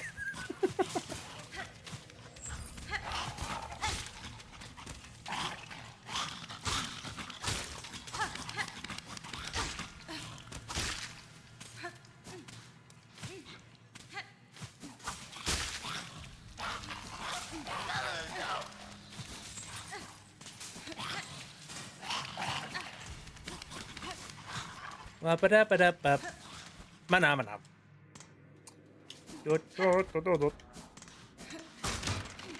Zimin is an adult alien, but he's certainly a man-child who still acts like he's 13. Point. I'm gonna Zim to stop! I love those characters. I love them. They actually did a Zim and Gur reunion for... Oh yeah, I knew about that. I played it, and I enjoyed it very, very much. I remember when, like, you know... I remember when Doodle came in, like, you know, Doodle Raz, and I was just like, oh, he's so freaking cute! Then I found out it was Gur. And everything was right with the world.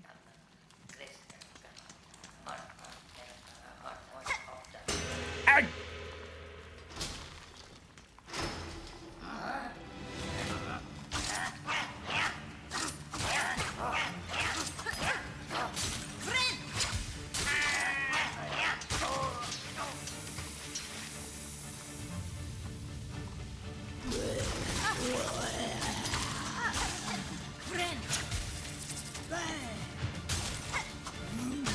Ah.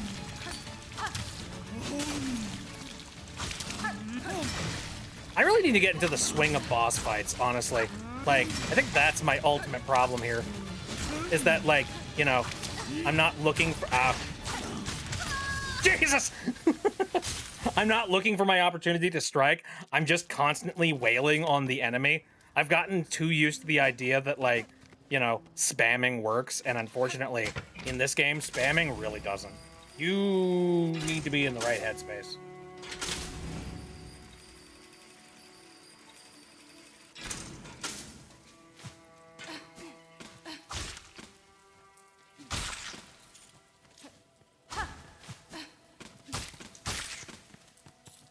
Ricky Simon's voice is perfect for silly little guy characters.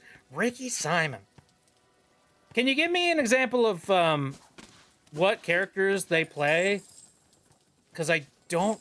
I'm sure I know them more for their characters and less for their name. Which makes me sad. You know what's one voice actor that I like? I've listened to his voice stuff for like many, many years. Oh, the voice for Gur, of course. Jesus. Sorry. God. Can you tell him a little bit more of a stand for like, for Zim? Oh, Jesus. Sorry. You could say I'm a whore for Horvitz. No, you couldn't. That's terrible.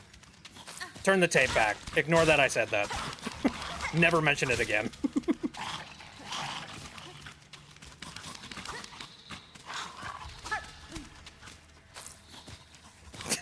That's Kurt's VA! You idiot! You dumb fuck!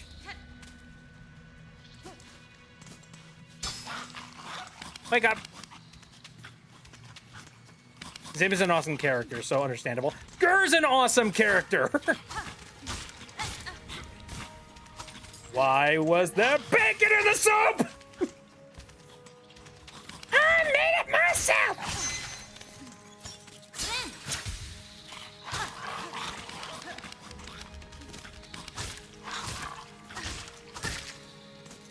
Looks like someone needs a hug!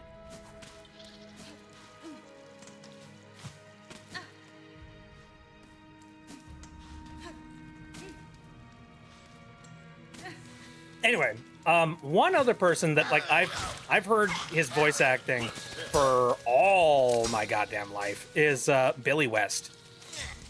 And if you don't know who he is, yes you do. You know Billy West. He's done many, many famous voices over the course of his career, including basically everybody in Futurama, including Fry, Zoidberg, the Professor. He's also done the voice of Stimpy. Oh, gee, Ren. He's also Doug from Doug. You know. Like, dude basically was the voice of several of the characters that I remember, like, being really fond of when I was a kid. He's actually not a professional VA. He's a comic artist who was friends with Jonan, who worked on Invader Zim with him. And he specifically asked him to play Gur because he wanted someone who wasn't a professional to make Gur sound as unpolished as possible. Oh, interesting. Zim, we meet at last. I just saw you 3 hours ago. Unfortunately, Ricky turned out to actually be an amazing VA. Whoops! I accidentally a voice actor. Oh.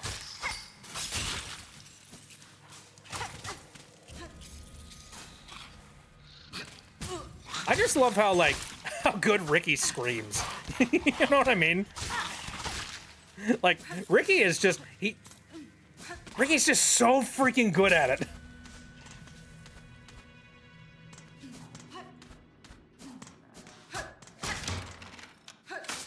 Actually, that reminds me of a side story that I remember hearing.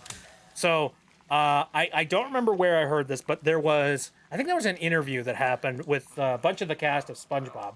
And I don't remember the voice actor's name. I apologize. But the voice actor for Squidward. Apparently, at some point during the production of SpongeBob, at like the very early production, Steven Hillenburg had learned that he had the ability to scream. And he had the ability to scream really, really well. And as soon as that was figured out, his job was basically to scream in every single role and every single part that he played as Squidward. So that's why you hear Squidward scream as much as he does, because, you know, the crew was just like, this is funny. We need to make this guy scream more. Ow.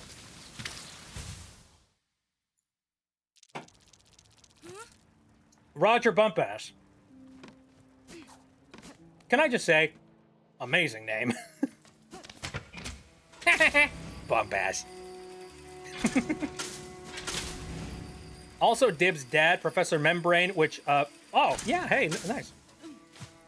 It all comes full circle.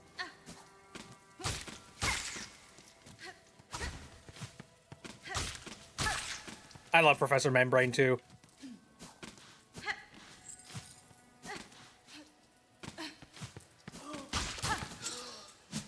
No one as excited as I am. I am not scientifically possible.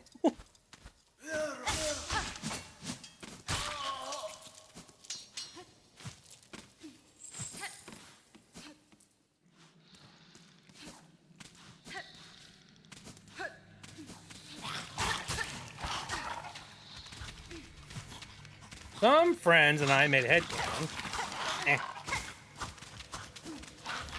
Give me a second, I need to kill this roach thing. There we go. You can get an Urkin to relax by gently stroking their antenna. That's fucking strange. I don't want to think about that.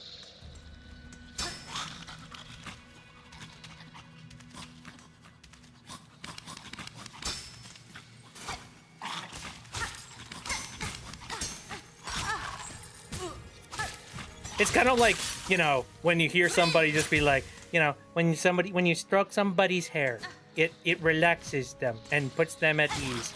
And you're just like, I mean, yes, but also, how often do you, like, stroke somebody's hair?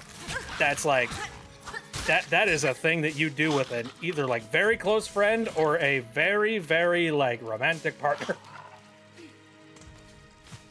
I'm talking stupidly close friend, I'm gonna say. We were young and cringe. Fair. Let's be real.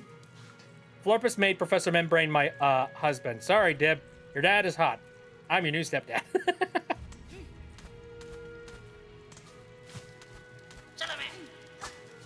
Sorry, I'm now your father.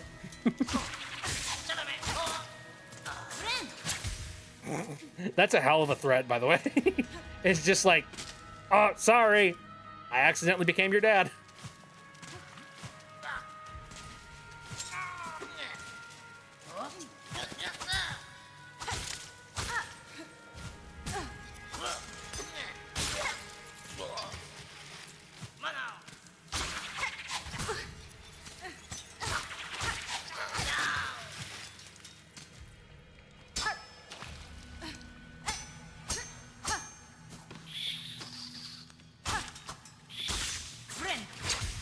There we go.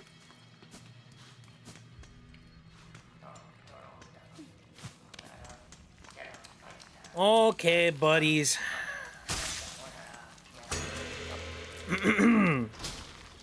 Look at the Irish be upon you.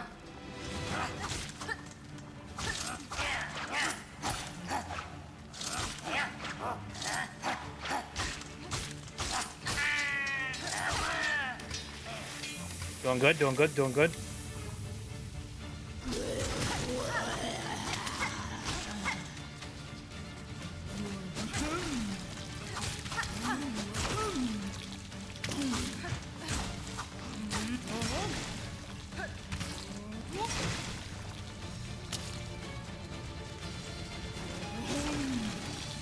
Wow, shit.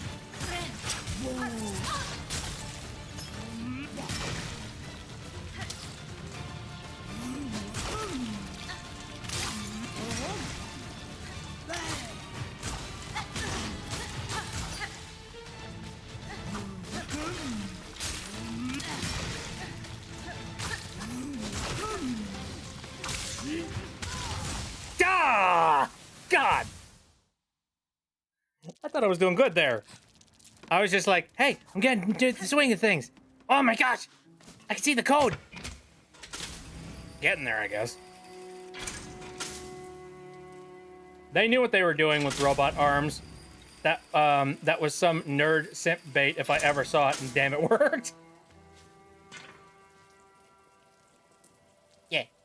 Go watch Invader Zim. Go watch the thing.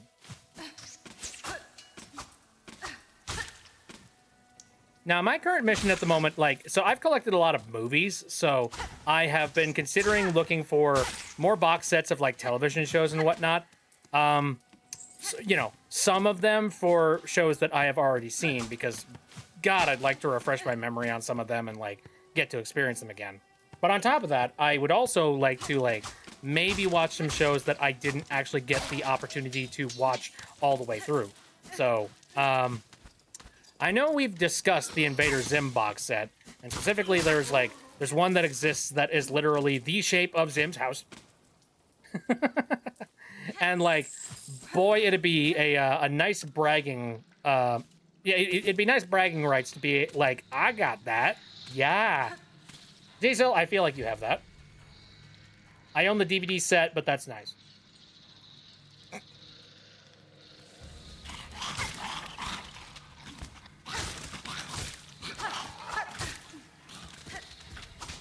I feel like Zim would be kind of a fun series to go back and watch.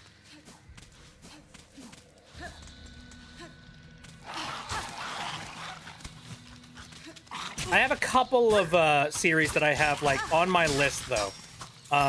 One of them is Avatar: The Last Airbender, plus also like Legend of Korra. Avatar: The Last Airbender, I actually did watch. Not all the way through, but I watched a significant amount of it. And I remember really enjoying the series, and I really liked, like, obviously one of my favorite characters was Aang. I'm simple, I'm sorry. I like the funny air guy that's goofy. And then Legend of Korra, which, like, actually, I did not watch Legend of Korra. I believe it was, I don't remember where it was airing, actually.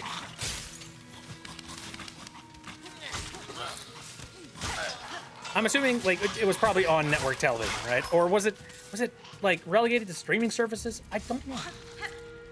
Ah, yes, you do have the house and you have it signed by the cast. Nice.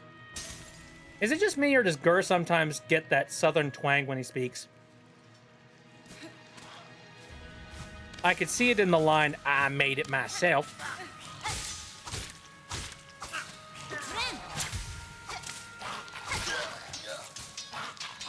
Richard, Dickey, Andy, Dib, Melissa, all sign it, plus Eric Trueheart, one of the writers. Nice.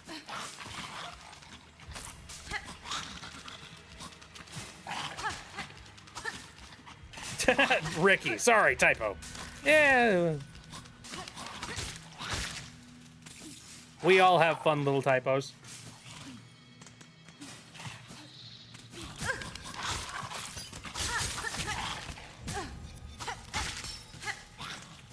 Boy, I am batting 1,000 when it comes to this whole, like, avoiding dying thing.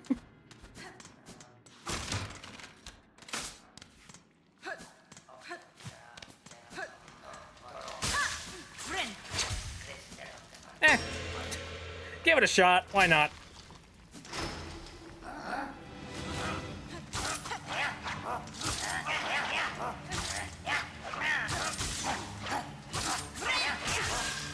You bastards.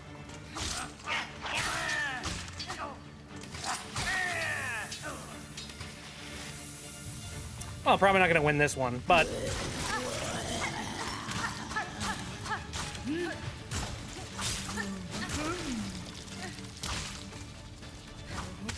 Ah, shit.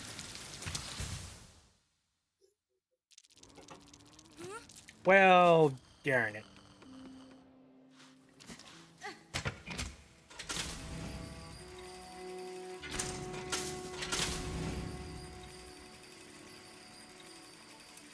How many... So, I don't know why, but for some reason my brain has just gravitated back to this subject. How many people remember watching the show Doug?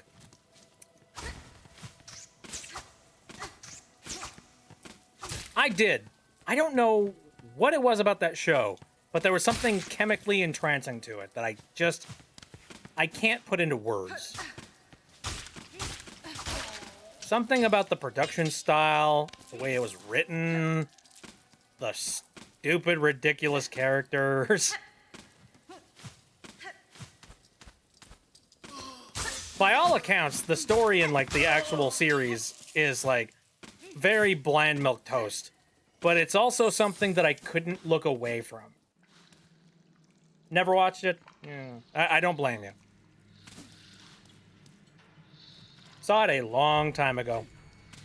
I remember a few episodes of it. Like, you know, I remember the episode where Doug and Skeeter are attempting to try and get to like a Beats concert, aka Beatles, except in their universe. They fail to, and then they end up just running into the Beats like at a random stop somewhere, just being like, "Oh wow, what? Oh my God, it's the Beats!" Mostly, remember, it was originally on Nickelodeon, and then it was moved over to Disney, which is a thing that never happens. Yeah, that is true. Like, you don't see that happen too often.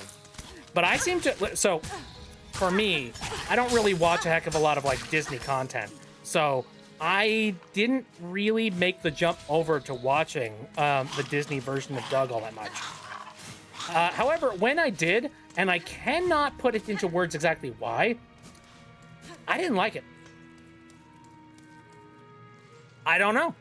Like, I can't put into words exactly what it was about the new Disney Doug that, like, made me upset. Because, like, by all accounts, it was literally just the same kind of show, except now the cast of Doug was moving from, like, middle school to high school. That's it. Kind of it. They had the exact same kind of shit happening. They had the same freaking characters, too. Like, I think they replaced the voice actor for Doug, if I remember right. I think that might have been one of the things. Remember what I said about the whole, like, there are certain characters that I can only hear from, like, certain voice actors. And I feel like Doug is one of those, where I'm like, no, Doug's a very specific person. Can't hear him any other way, unfortunately.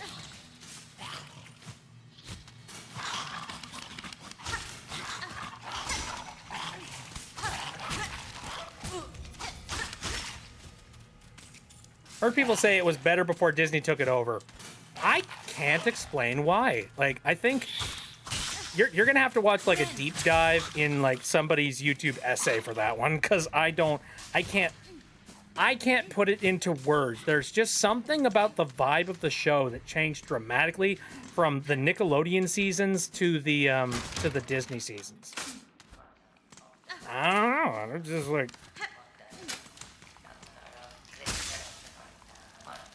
genuinely don't remember.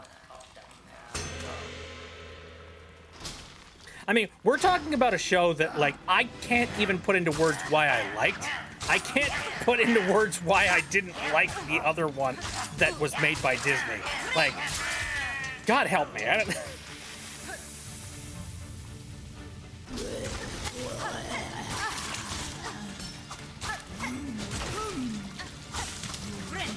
Oh, you absolute slime.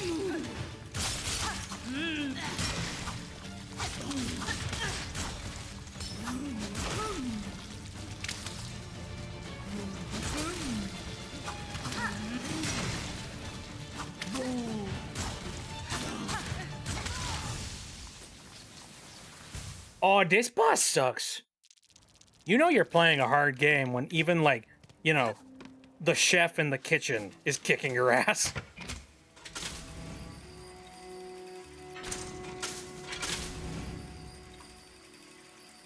Trying to think. Are there any other, like, kids shows that moved networks? Like, that kind of thing just doesn't happen. Or it doesn't happen often, anyway.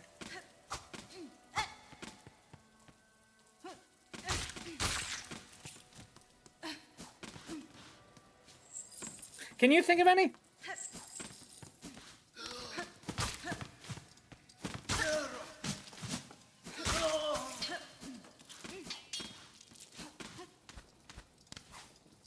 I mean, you know, aside from situations where like a show gets a complete reboot, or if a show like comes back after an incredibly long hiatus, that happens too.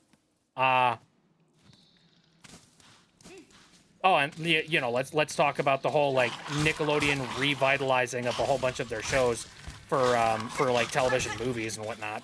That was an interesting era. An era that I'm not 110% certain if we're done with yet. Didn't Ren and Stimpy change from Nickelodeon to Adult Network? You know what's funny? I seem to recall that if I remember correctly, the Ren and Stimpy that was airing on the adult network, I think that was Spike TV, if my memory serves me right. I don't remember the Ren and Stimpy on adult. Actually, no, on dang it. I don't think the Ren and Stimpy on Spike TV was actually any different than the one on Nickelodeon. The only difference is that, like, Nickelodeon standards significantly changed, and it didn't really want to have something like Ren and Stimpy on its rotation. So Ren and Stimpy, by extension, actually like makes more sense to be like, you know, a stupid college, you know, college age sort of like goofy cartoon show. So, oh wait, okay, I do remember there was some adult Ren and Stimpy episodes though. I thought it was just a syndication thing. How many adult Ren and Stimpy episodes were there? I don't recall. I feel like you guys are gonna have to educate me on this one. I could have some like different, and it was fucking god awful. Okay, fair enough. Oh dear. Can you tell I didn't pay much attention to the Spike TV Ren and Stimpy?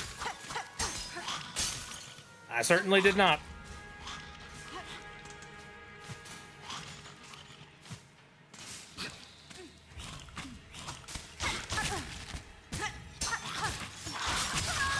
I died. Oh man, I'm not making any money here. It is just full on throwing my corpse at a wall.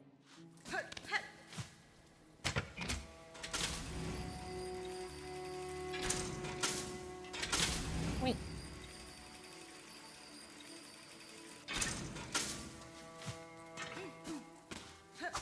Because I seem to remember there was like maybe a lost episode of Ren and Stimpy that ended up being aired, and it was like, you know, a written Ren and Stimpy that didn't end up making it the cut for Nickelodeon.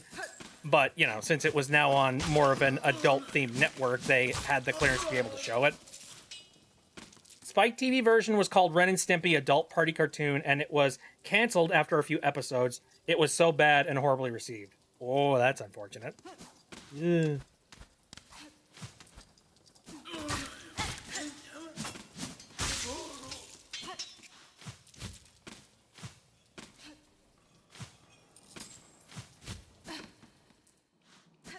I feel like Ren and Stimpy's humor does lend itself to being more like on an adult sort of wavelength though. Like, in theory, something like that could have worked, but you really needed to get like the right writers in the room and the right people that were like making the right like theme decisions. And clearly they didn't.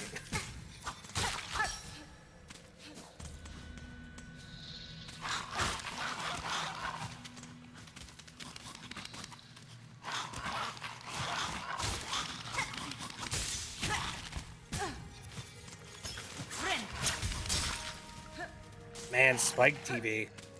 I have not thought about Spike TV in such a long time. Fairly certain Spike TV is defunct. I recall as correctly. For good reason.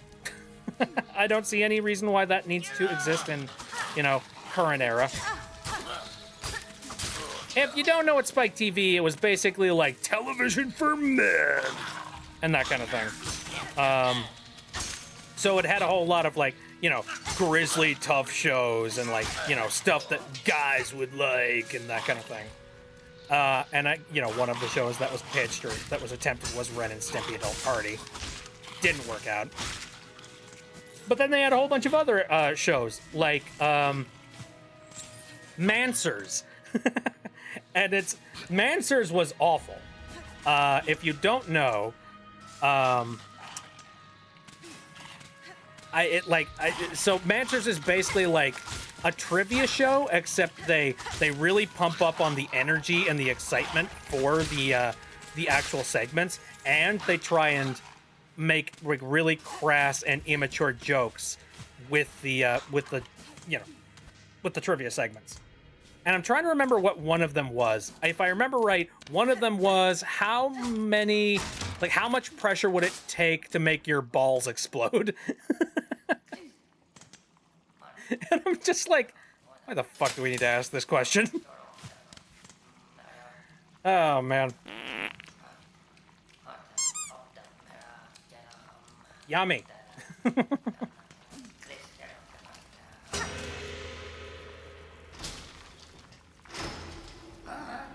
Probably going to vanish. Okay, Nova. Thanks for coming in.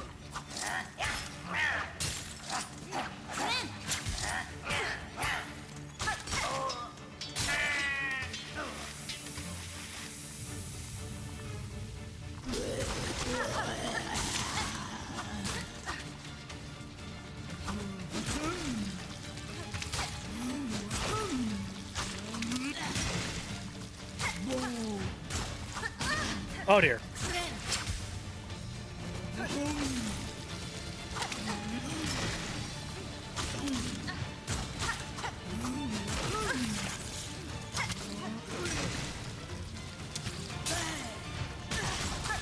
Damn it! I keep on being thrown off by the ass.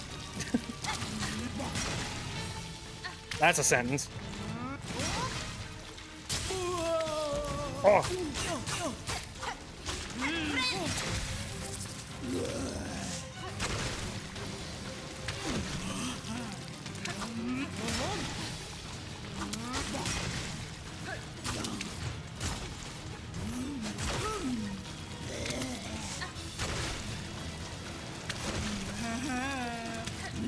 I really don't like the noises this thing makes.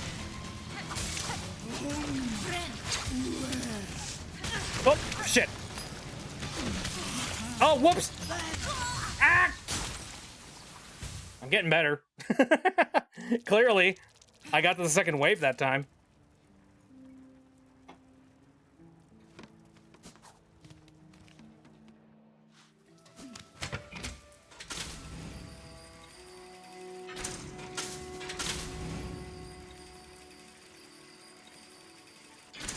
So, although I did just remember one other person that I have heard several times in voice acting that I absolutely love their work. Carlos Alazraqui. You would know him in many, many different voice roles, including the Taco Bell Chihuahua, which, you know, might be problematic. Maybe. Possibly. But he is also Ren from... Hi, Phoenix. He's also Ren from Ren and Stimpy. He's also, you know, Crocker from Fairly Odd Parents.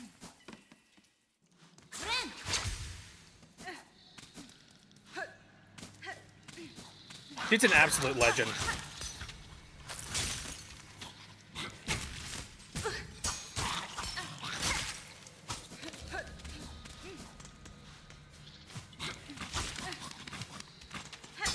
Stimpy, you idiot! Oh, Jesus. I love voice actors, man. I love these, like, you know, crazy voice actor, like, voice booth goobers that made my childhood. Probably gonna be leaving soon because the Goth Prom is starting soon.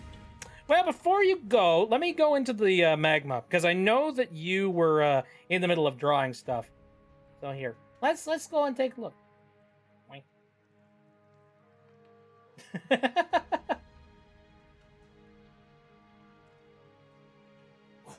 What? How did you do that? Can you give me the recipe?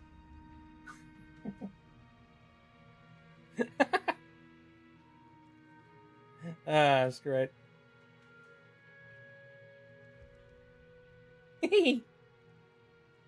Thank you for the sandwich. Appreciated.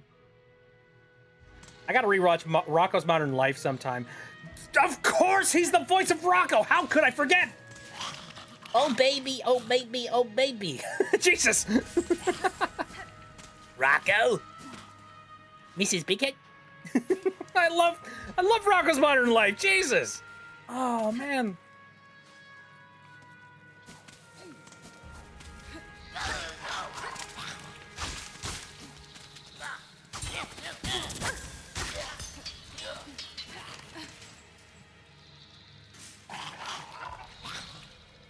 Yeah, but Phoenix is good artist. Phoenix do good art. Very adorable. Very pristine. Oh, God. Don't pose right now, Bit. You're in the middle of a war zone.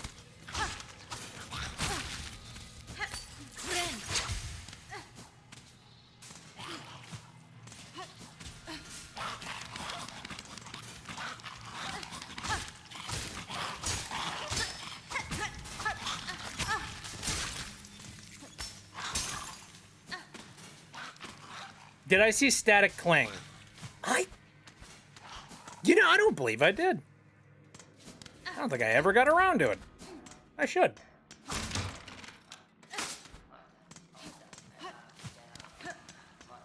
Refresh my memory. Static Cling is the Rocco special, right?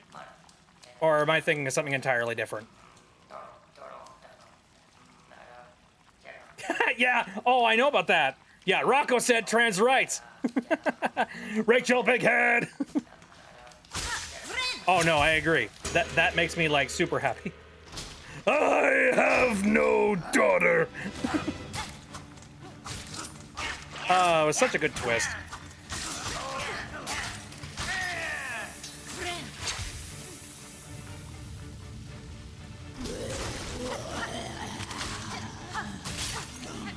Again, there was a period of time where Nickelodeon was like, they were really doing good on the whole, you know, made-for-TV movie thing. And like, you know, the sweatshoppy freaking animation studios they were getting to revitalize all of these different animation styles. Oh, they did a tremendously good job.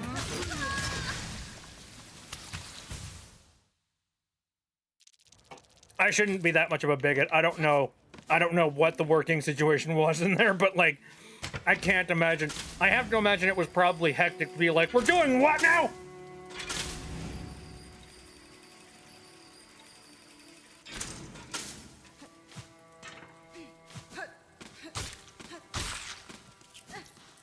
They animate on 2s, 3s, and 1s all at once? How do you even do that?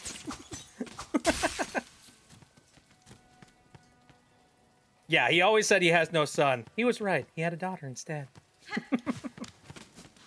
Oh, it's such a freaking good special, yeah. Well, okay, I didn't see it. But just the fact that they did that alone, and the fact that they even brought back Rocko's Modern Life, make me happy. Oh, yeah, who's the voice of Heifer? I think they were in... Oh, man. This is going to bother me. I know it's a voice... Was it a voice actor we literally just talked about? I think it was.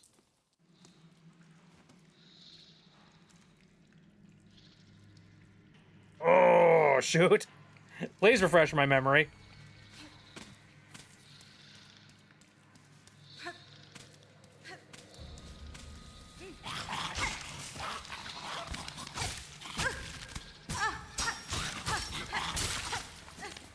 To this day, I have no idea how Rocko's Modern Life got away with, like, so many random innuendos. Like, I'll be real.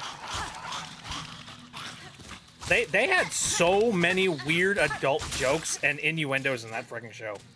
Oh, Tom Kenny, of course! Yeah, frickin' Tom Kenny. Dude, respect your voice acting elders. They have been doing God's work. Jesus. I knew it was somebody that I recognized. I just, like, I couldn't place it.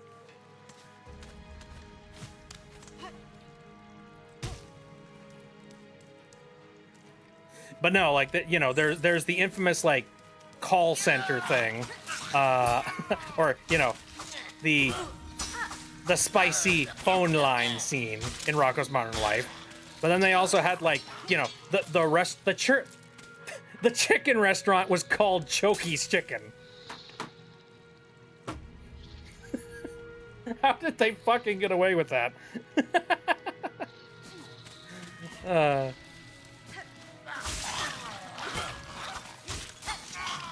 And, you know, they made the joke of like, oh, hey, it's called Chokey's Chicken because people tend to choke on the bones. No. No, that's not why it's called Chokey's Chicken. I love Tom Kenny so much. Meeting him was one of my best days of my life. Ooh, very nice. Where did you meet Tom Kenny? I mean, I'm assuming probably a a convention of some kind, and I hope to God you got some kind of a signature out of him. Like, I mean, what the hell?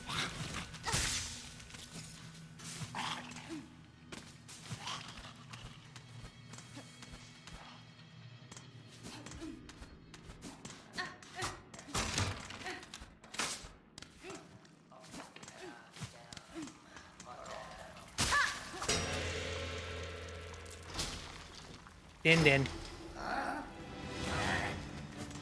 90s Nick kind of gave no fucks. Yeah. And then 2000s Nick happened, and they gave all of the fucks. I've mentioned it before, but, like, again, I had a friend who was massively against SpongeBob, specifically because he got the vibe that SpongeBob was the show that basically sort of, like, kid shoes the entirety of the network and made them, like, you know, lean in the direction of, for lack of a better word, kids stuff, which, you know, it's kind of funny to say that considering it's a kids channel, but I mean, like, you know, shows that, like, don't really ask any questions or say anything interesting or profound, or heck, don't, like, deliver visuals or sound effects or things that are, like, different, or something that would, like, you know, captivate an audience better than just, like, oh, jingly keys. Of course, his immediate first, oh, dang it. His immediate first example of shows like that is SpongeBob, which makes me a little bit sad, considering, like, I like SpongeBob. I was a SpongeBob kid. I will wear that badge forever and ever.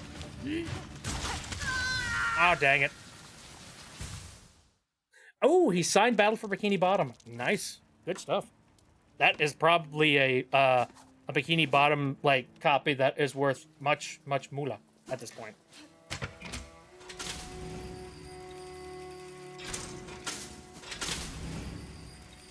Anyway. No, it's funny that, like, in hindsight, we found out that the reason why Nickelodeon got so kid gloves with everything at the turn of, like, the next century was, unfortunately, specifically 9/11. And, not even joking.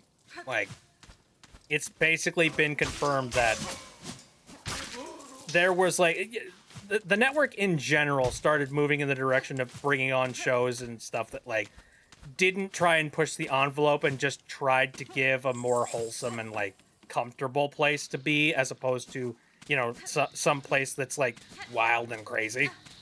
I don't recall, like, I think there was a rumor at one point that was, like, you know, that they canceled Invader Zim because of the fact that they wanted to simplify their, you know, their shows. But I think that was debunked at one point. I think Nickelodeon actually would have given another season of Invader Zim, but I believe Jonan Vasquez was his name. I think he was just tired and he was just like, nah, I think I'm done working on Invader Zim.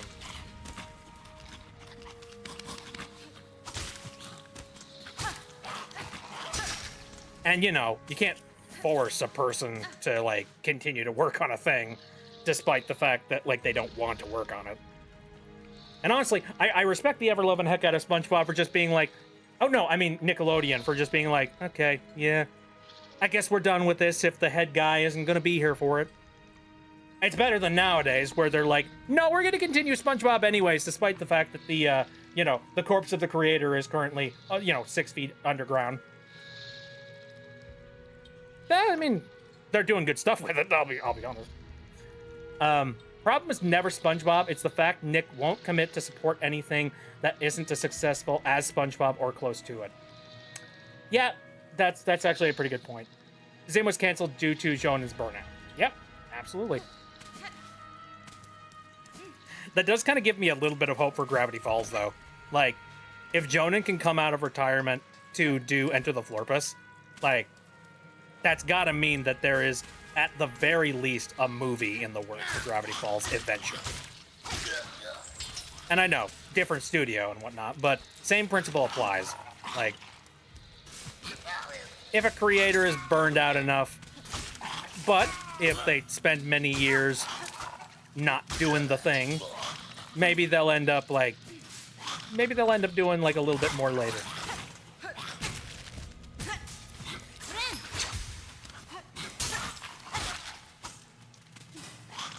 Nick wanted more seasons of Zim, but Jonan was too burnt out and decided he was just gonna leave, and Nick were like, fuck it, let's just cancel it.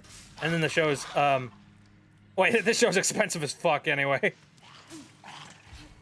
Yeah, I mean, yeah, there was a really high production value for that, for sure. You know, 2D and 3D graphics, holy crap. We live in a crazy space age era and generation.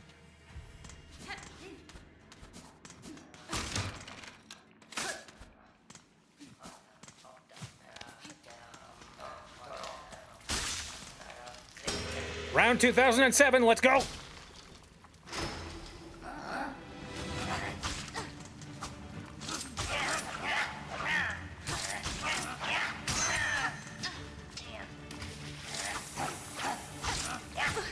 Whoops.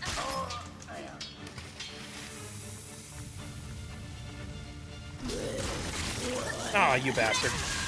Shit! Everything has gone wrong! God! You and your gargantuan ass! Alright.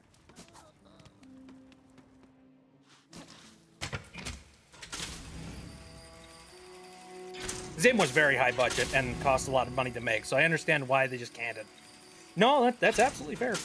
Like, if they can make more money and get more eyeballs by making, like, a lower budget SpongeBob cartoon, okay, like, I get it. That's only practical. You know, stakes are low, plot is not very high. It's just funny nautical things under the sea.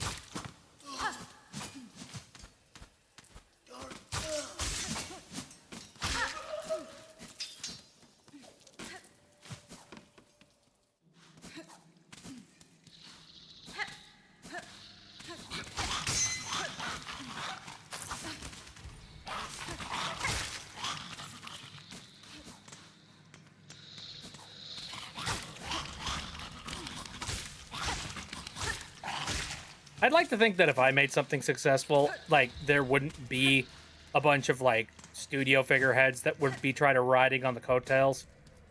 Like, capitalism's a bitch, man. It's one of those, like, man, sometimes things just need to end. Like, the second that it no longer is fun, or, like, to make, or interesting to make, or, like, you know, the second that, it becomes, like, exclusively about the money, I think it's time to move to something else. What's a good example of, like, shows that are basically that? I mean, you know, there are tons of examples of them in pop culture, I'm sure. I'm just trying to think of something off the top of my head.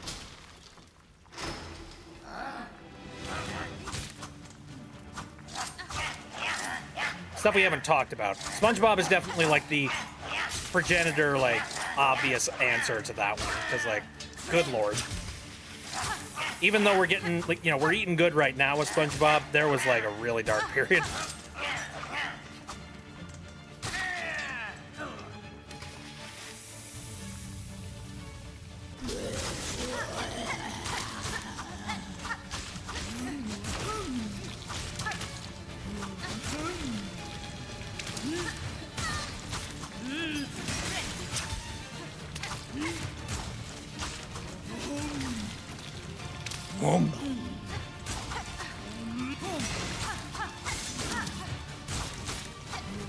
I don't like you, lunch lady.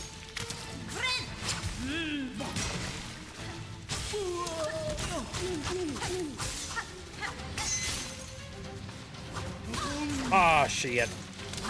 Ah, shit. Wow, shit. Okay.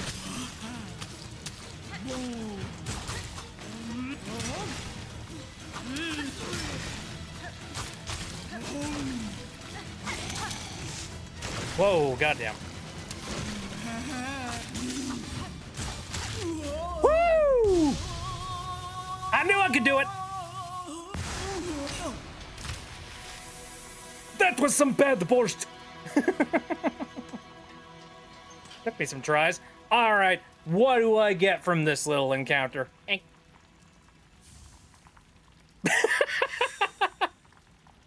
Wait.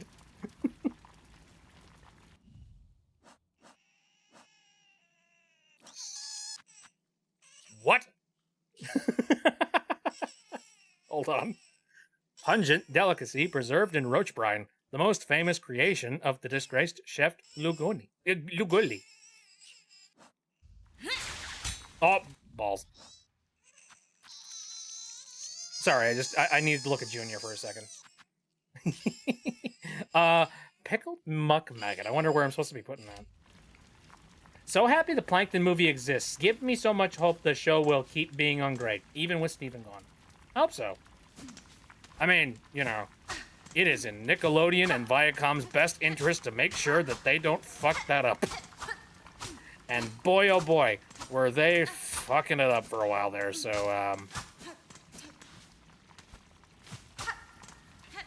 I'm hoping that it stays in good hands.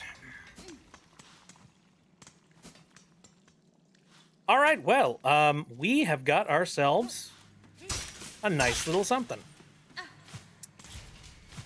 I don't know what it, I mean, I'm assuming that was probably specifically for, like, a mission of some kind. In fact, let me go into my journal real quick. Track down Savage, okay, no. Was it this one? Oh, Great Taste of Farlum. Collect rare delicacies of Farlum. Pickled muck maggot is one of them. Crust nut. Courier's rasher. Vintage nectar. Mossberry stew. I don't know why, but pickled muck maggot just makes me laugh. The pickled muck maggot is for the final pale oil quest where you gotta collect the Really? And is it possible to find the other 4? I might want... I'm be real. I think I want that. Actually. Holy shit.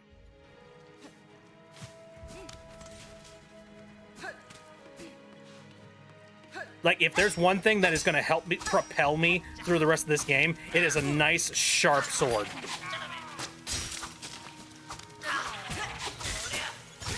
Because clearly my skill isn't doing anything. There we go. I desperately need to find the map in this area, because I don't know where the heck I am.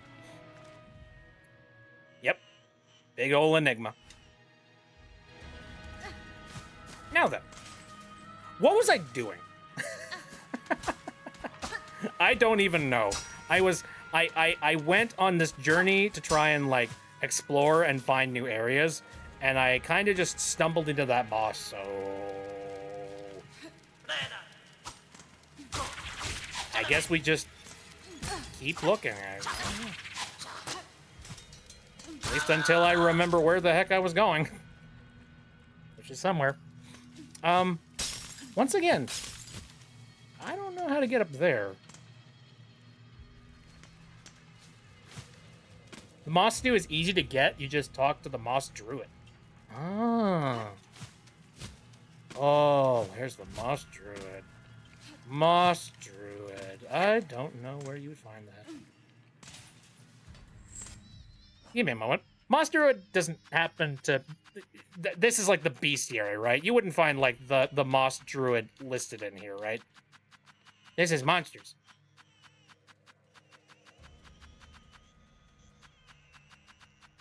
Some of the others are pretty hard. One requires, like, you remember the delicate flower quest. Oh, no. Oh, fuck. Oh, George.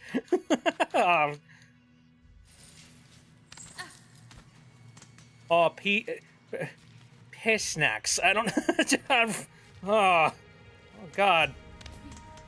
Oh, pain. I mean, remember I did it. I succeeded. I could probably do that. Oh. I was hoping all of them would just be a battle of some kind. You know what I mean?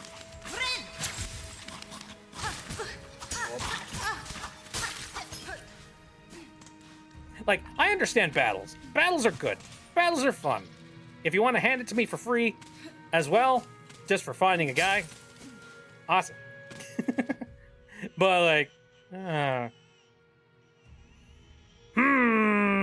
where the heck is the map for this area? Jesus, I've been looking around for it forever.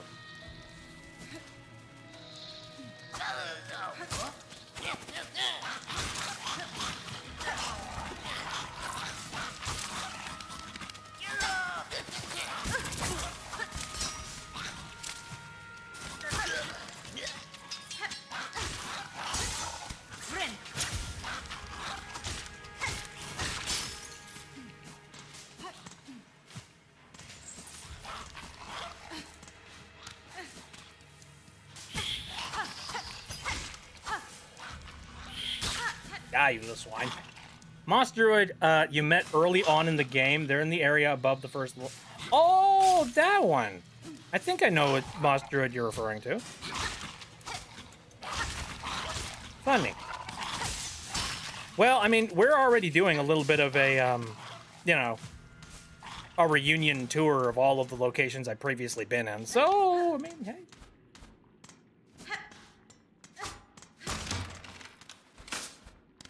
Staring cookies can be exhausting. Do you have a mixer? A mixer might help that situation. Unless you're dealing with, like, a really temperamental dough that, like, you know, requires you to not over-mix it, and so to be, like, incredibly careful with it. Which, you know, that could be a thing.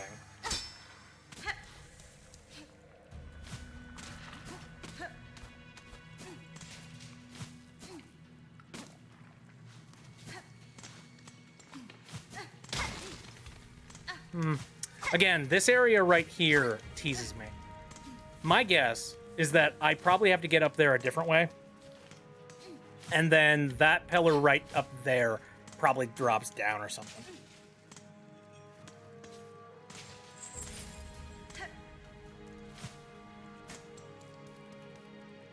No, sadly. Aw, man.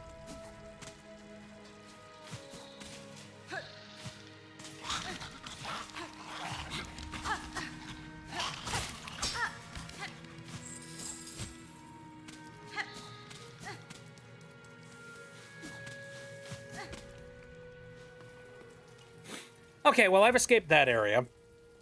It appears I don't have a map for that one location right over... Actually, wait, did I go through there? I don't think I did. Give me a moment, we're going to go that way. Ow.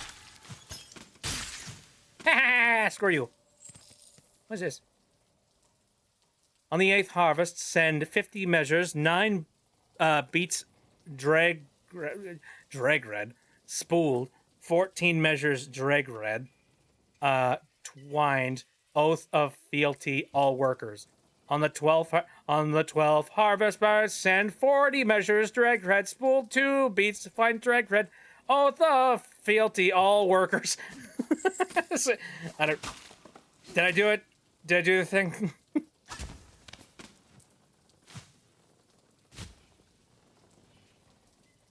Oh, whoa. Hi.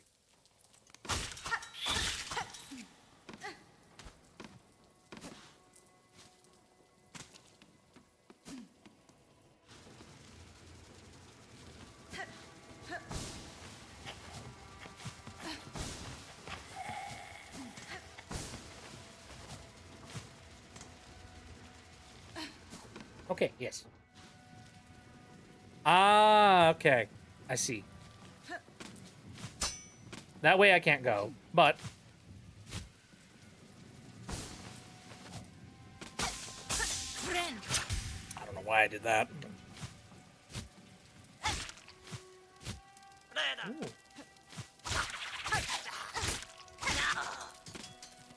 Ooh. Got it. Got it. Yes.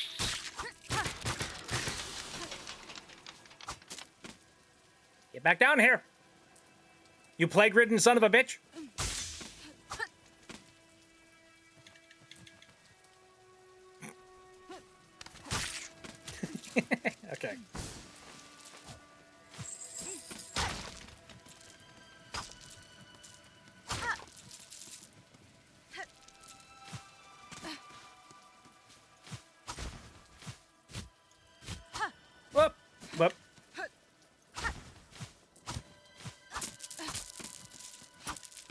There we go. It appears there's supposed to be some sort of a door somewhere nearby here. Or like another path up. Ah! Right here. What is it? Hello?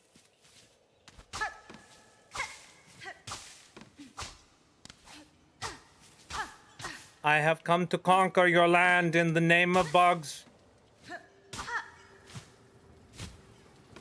The spider gods will be pleased. Oh, oh friend.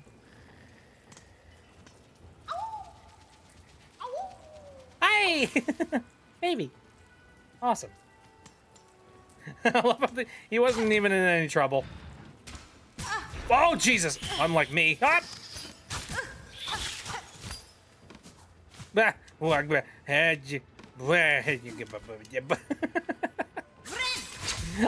You know what I want to see? I want to see somebody play this game, except in the most stumbly way possible. I want to see, like, somebody who is just like, you ever seen like a like, you know, a Lucky Klutz, or like the Lucky Klutz trope, where like they're just constantly tripping over themselves and fucking everything up, and yet they somehow do everything perfectly right. I want to see that, but in this game. I think that'd be funny. Just like, oh jeez, oh jeez, oh jeez, oh god. Oh, God, help me.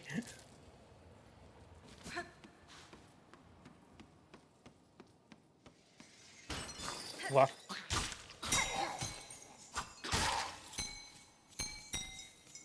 Oh, yeah, I've been here already. I.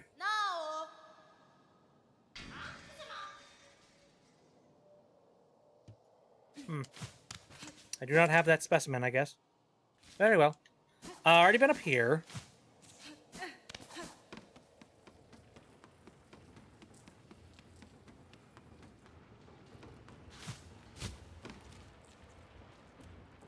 Let's see. Yeah, I remember I was in this location as well. Yeah, I'll be real. I think that's it. Like, I think that's everything I can probably collect from this location.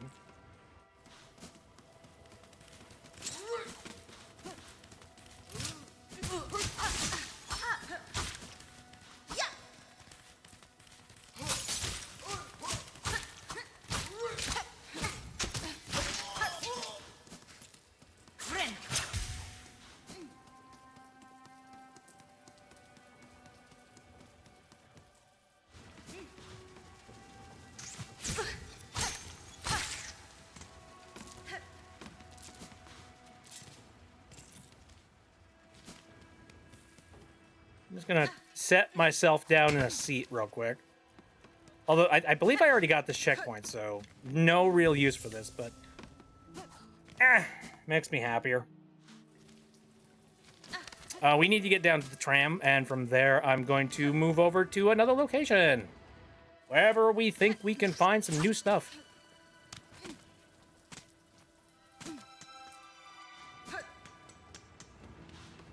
I was about to say I will conquer this land in the name of Mars.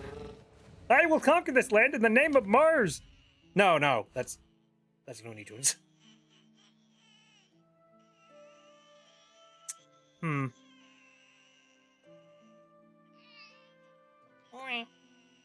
Well, we discussed, Moss Grove. Let's go to Bone Bottom.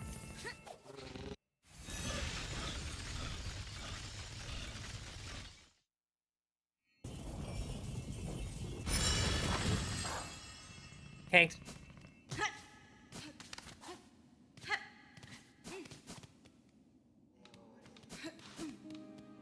Howdy, folks. Oh boy, Travel, won't you stop and make trade with an old pilgrim? Surely something here will aid in your great journey. I'm going to save myself a lot of frustration and start bundling this shit now.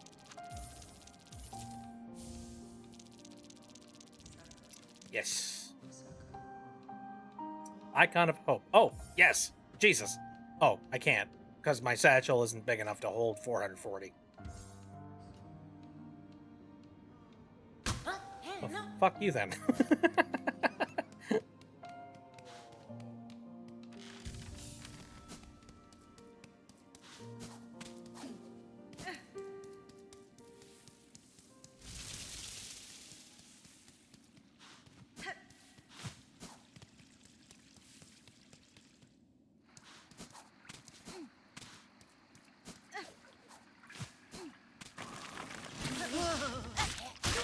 Where is the Moss Pilgrim?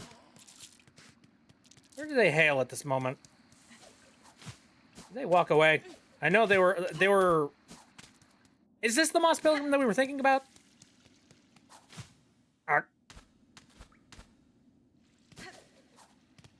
I thought they hung out here, but like maybe they moved since then.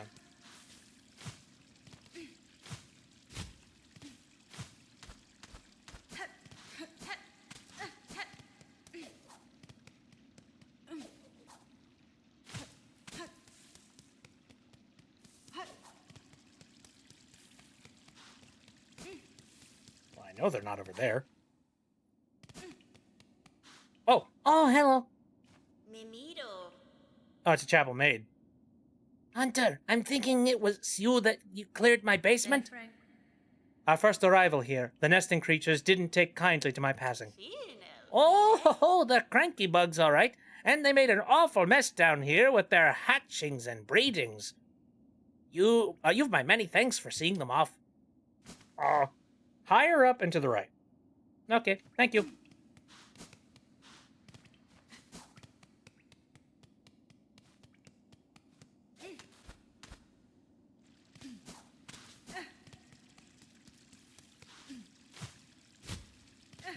What?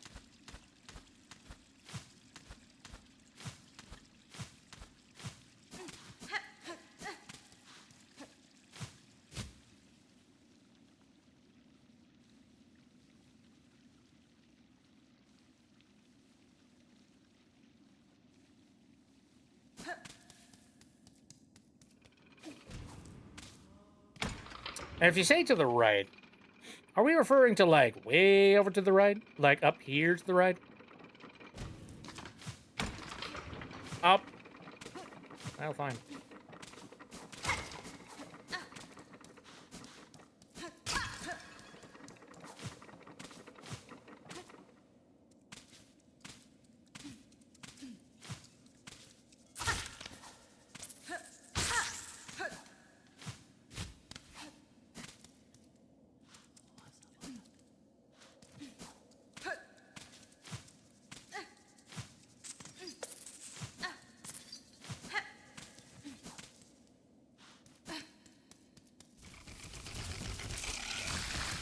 This is moving slightly away from the moss. Yeah, I suspect that this is probably not where they are. Way to the right. Okay. Do. Chase me! Oh, fudge.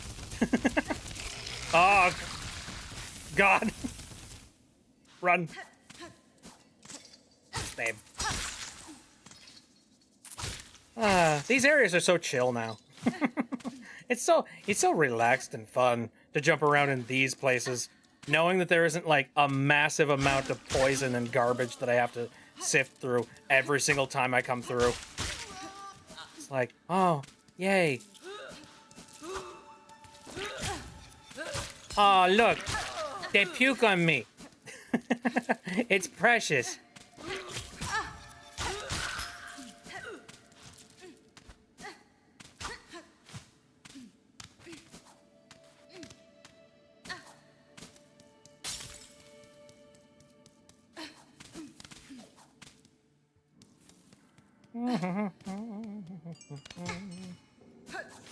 Bell spot.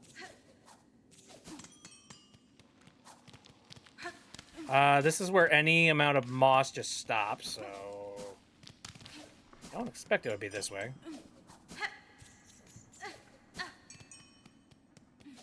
Okay.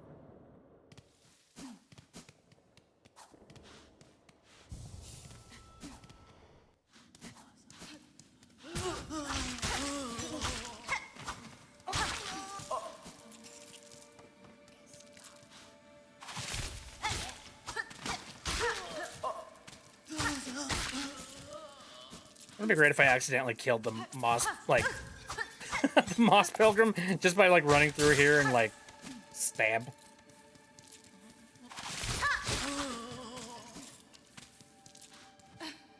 Too high up. Gotcha. I was just gonna, like, thread my way down until eventually I reached, like, the bottom. Because I'm like, well, it's at some height, somewhere, to the right.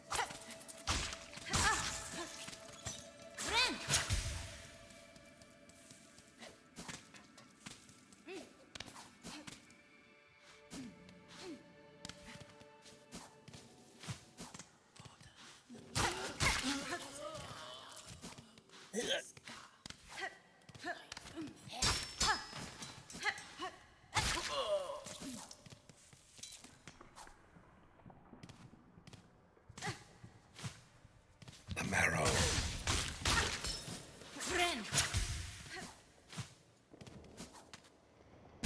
What?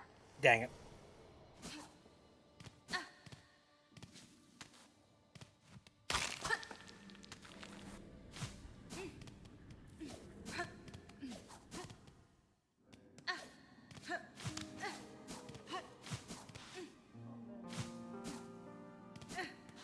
Wouldn't have to be like, you're the shopkeeper. I don't think you would be.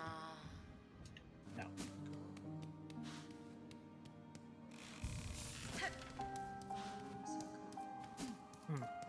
Check your map. There's a little area for them. Oh, okay. Would that be it?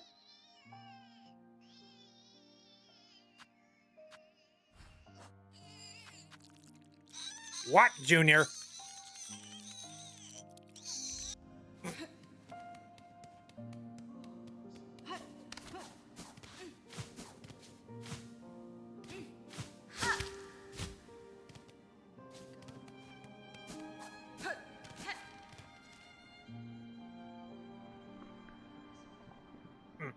Yes.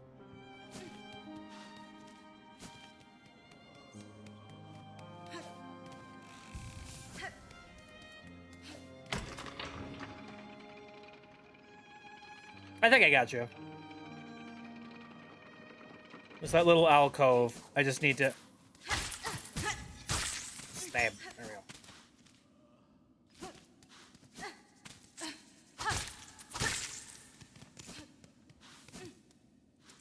It's literally right above you.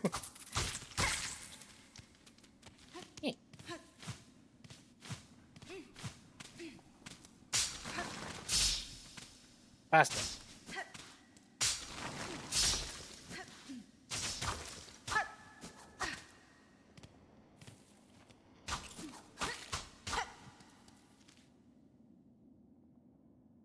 Would they be here? Thought it would have been here. But there's nobody here. Oh, wait! Tricky, tricky! How dare you? Oh. Hey, I needed one of these. More power for the power gods. All right. Oh.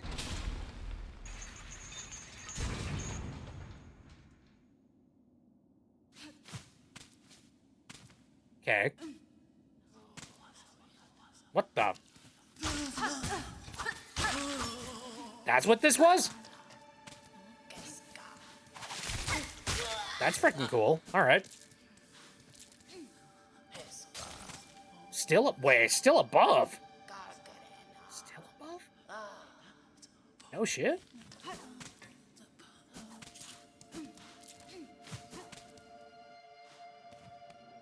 Whoa. I don't know what the heck that is. So you say there's like a little alcove with them. Or, is it where that bench is?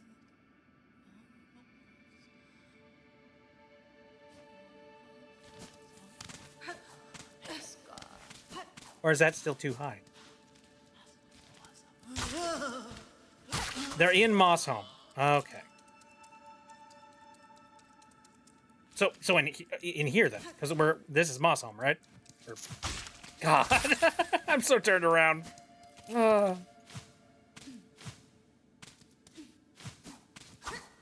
Like, this is not a good game for little Bit's brain. Bit doesn't understand directions. Bit needs like GPS coordinates for everything.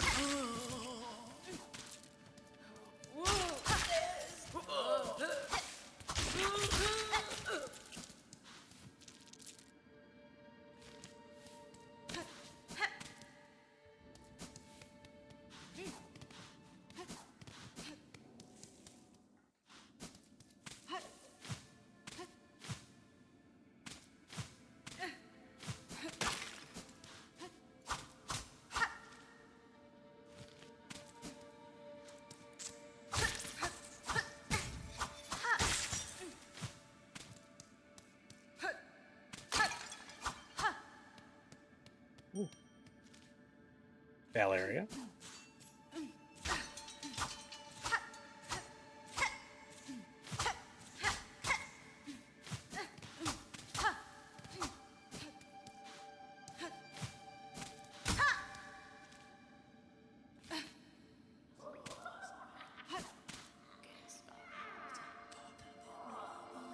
Is that you?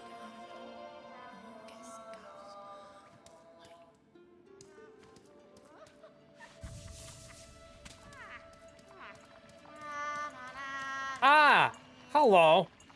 Cadestre. Druid. Oh, the moss druid. I'm an idiot. I require a picture of your mossberry stew to satiate a gourmand of the Citadel. Will you pass some to me? A bug who'll consume my berry brew. Strong they'd be to bear a taste so sharp. Here's a flavor so ripe, searing, flavor of pleasure and pain. They too may see the visions if they tasted strong. The visions could they see. Grant your stew for your bug, to share the visions. Yes, we shall pass it. It's almost raw fish. Life has many doors, Ed boys. The mossberries, do you still hunt them? Little you, my wish was granted, but clear now that more are needed. More. Bring more mossberries here. Yes, we will trade precious rosaries for fresh berries. I happen to have some, don't I? Yeah, I do. Fruit. Perfectly right. Very nice. I got 2. Jesus. Dude, take my stock. I see no reason to keep them.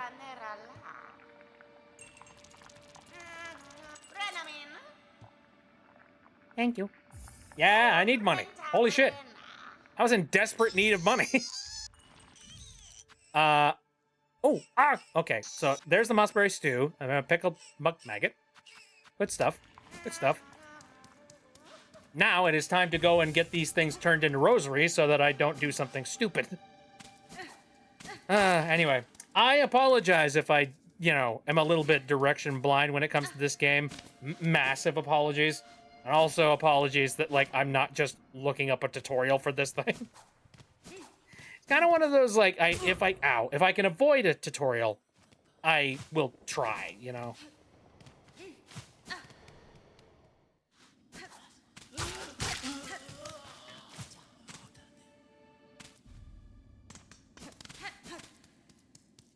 Oh, but I can see how annoying that could be.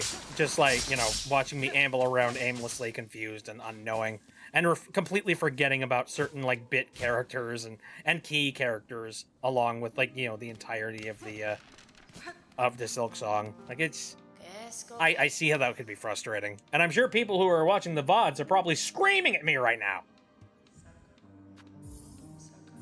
Anyway, time to make a bunch of rosaries so that I don't end up losing all of this. Because I know myself.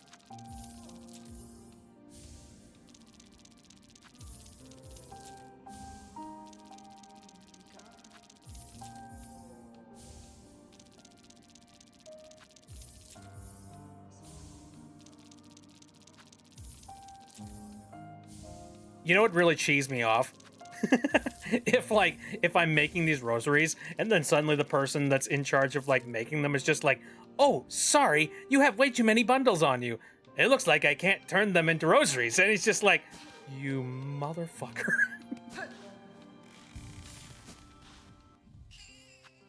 Maybe you should get somebody that is more adept at making rosaries that are more efficient. And then you're just like, I throttle you.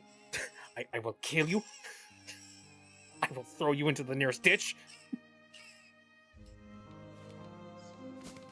All right.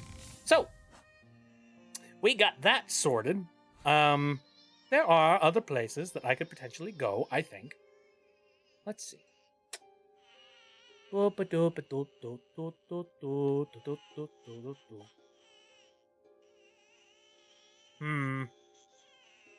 Probably shouldn't have used the simple key on that one guy. I'm unsure. I don't know if that was a wise decision or a bad decision. What were some other places? There's the blasted steps.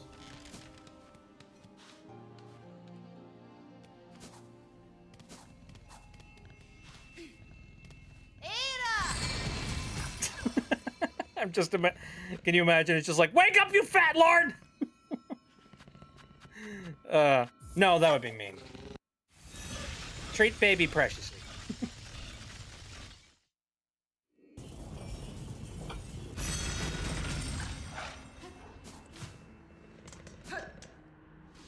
Honestly, I've seen a whole bunch of people that like have made 3D printed toys of that guy. I want one. All right. So I would like to see if there is. Oh heck yes! I can come up here. Hi. No, I'm not here to murder you. Yet. Toro, please. Hoy then, what's a fancy prancy bug like you creeping into Grendel's cozy little nook for? Heard we have some nice stuff, did ya? Oh, all kinds of tasty goodies. Find our way here, that's for sure.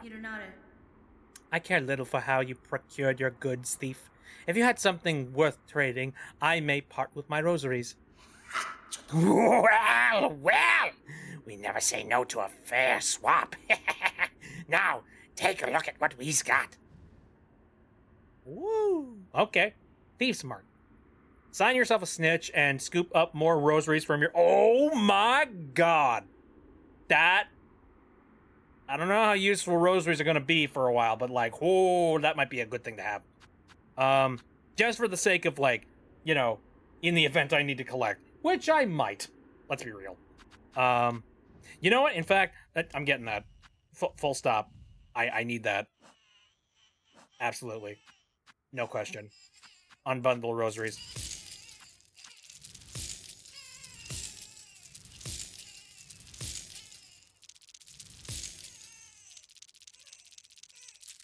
Is that enough? No, one more. Here we come.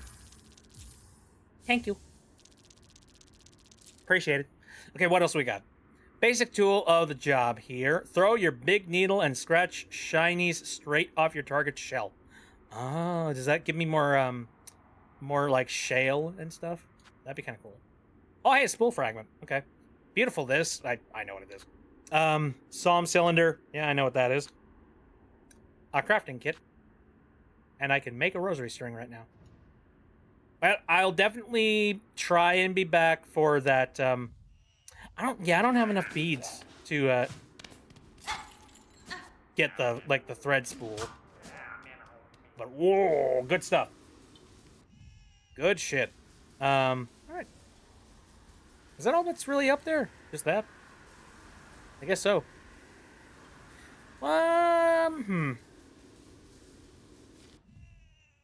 What is up from that direction? Glorious. Glorious.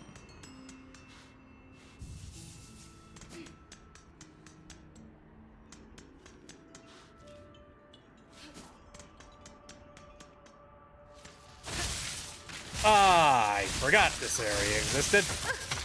Whoops.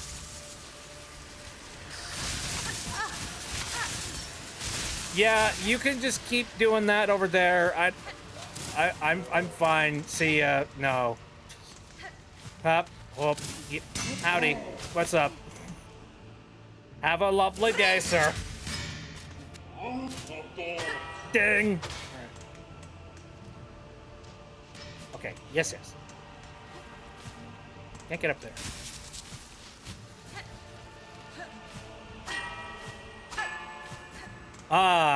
Boy, do I remember this place. Oh, you're right.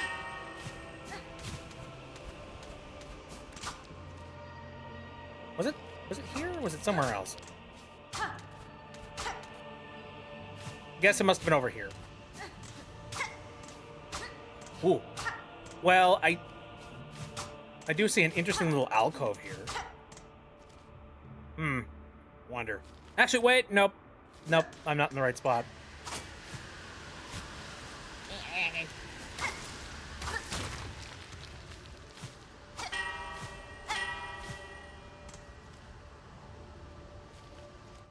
Because, yeah, it appears that we're right below a supposed path leading down this way. So I'm gonna guess that, like, I need to go... Oh! Sleepy friends. Ho-ho! Welcome again, Miss Hornet. See how high our caravan has climbed, resting right on the doorstep of that mighty citadel. It is fortunate that all of your companions survived the trek, Flea Master. The howling rise beside and the tangled wood before it have both claimed the lives of countless bugs. Indeed, a perilous ascent. We have seen the many husks in passing. A mighty luck must shine on us to journey with such success. Ah, and before the road steals you away from us again, allow me to offer you a humble gift. One of the little ones found a pale artifact while digging about in the sands, a spiny, cold sort of thing. I see no use in it for we fleas, so of course we are all too pleased, eager even, to bestow it upon our dear friend. Hey! Oh, dude, now I need to get that other one just so that I can have a more freaking thread. Holy shit. Here we shall remain for a time, Miss Hornet, and pray that more lost fleas find their way to us.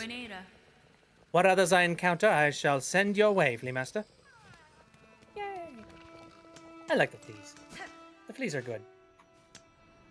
Hey, Virgil, are you literally on fire? I hope not. I hope you are not quite literally on fire. Ooh. The Grand Gate. Have I been through this area? Did I ever go through here on foot?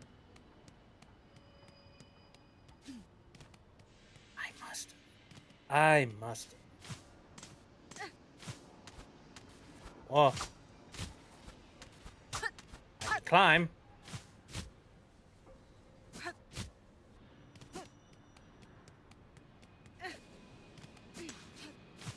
Not that way.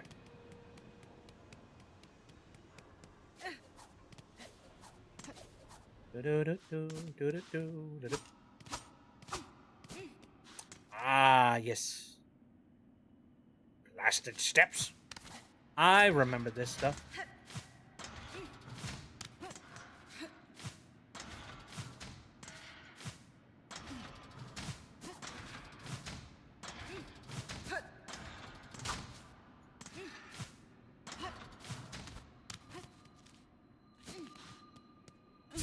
Are you kidding me? Was this just a case of me not having good jump height before? I mean, holy shit. There's no way. What? I don't know. Did I just not think to come up here? Oh, God. This is why we're backtracking, people. I know it may seem a little bit dull. It might be a lot of, like, me going, have I been here? Have I not been here?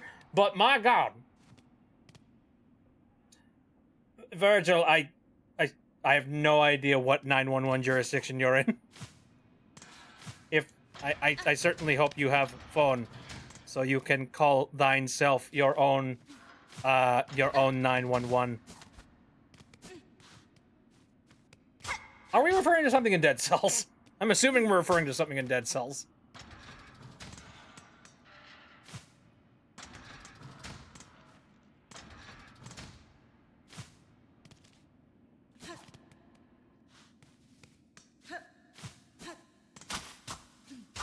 Okay, so here I be.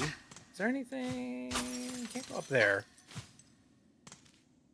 Doesn't even look like it's possible. And this way seems blocked, so I think I am just screwed. Incapable of getting through here. Alright. Fine.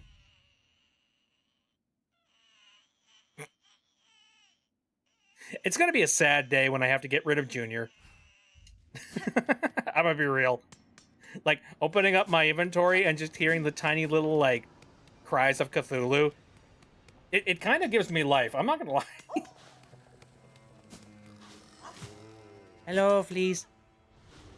You know, I like the flea mechanic in this game because it's more or less just the grub mechanic from the previous game, but the difference is that the flea mechanic, like, basically, you know, it grows with you, basically. You know, because it's a traveling troupe. The traveling troupe actively, like, changes size the longer they go and the more things I collect, and, like, you know, I'm actively seeing the change in size and, you know, the difference of the troupe as we continue to progress in the game. And I think that's pretty neat. That's pretty neat.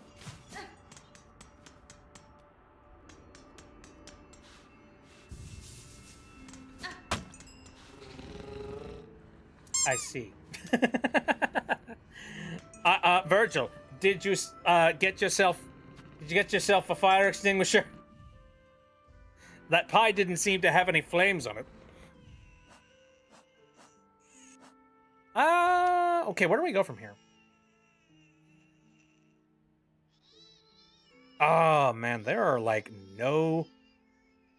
no convenient places to drop yourself off in the Citadel. That's the Citadel, right? Yeah, okay. There's no convenient places to drop me off in the Citadel where, like, that one missing thing is right there. That's because the disembodied voice throws them. Sure.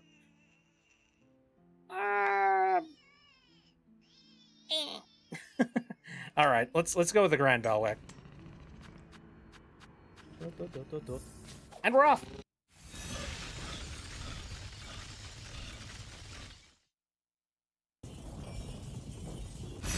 Excelsior!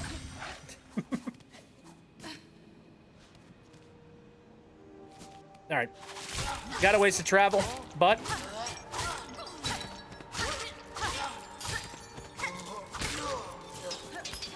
ooh, man.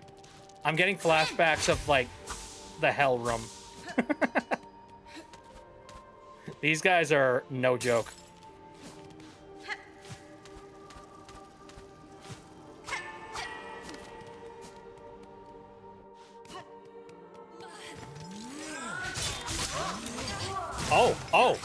Oh, shit. Okay. Whoa. Awesome. Oh my god.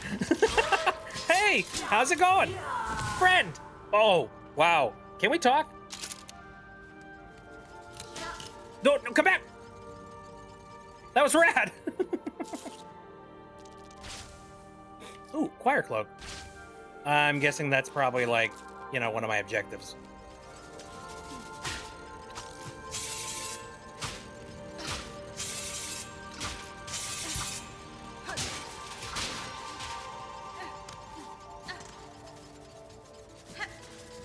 All right, well, we trek, we move.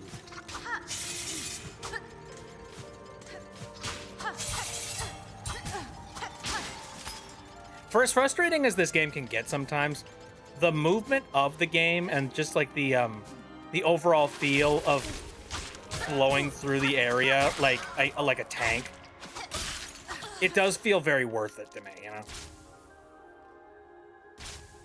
For how long, I don't know, but...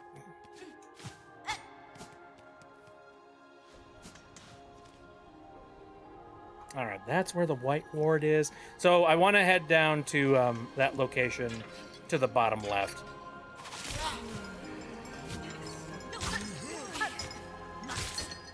I'm unsure why it is that I didn't go down there. It's probably like a specific blocking thing that keeps me from doing stuff, but we'll see.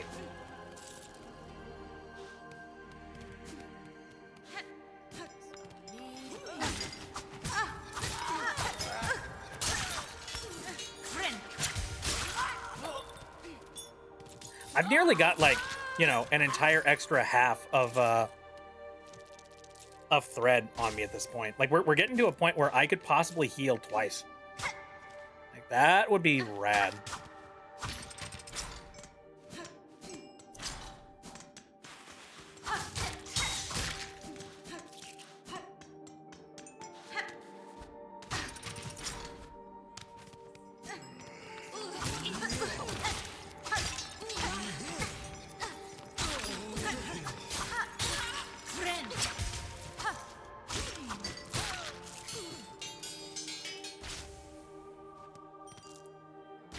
Oh, you know, if I were smart, I would have that that one charm on me that allows me to collect more stuff. Because we're in the Citadel, and, like, these guys are loaded.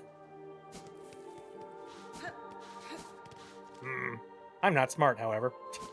I acknowledge this.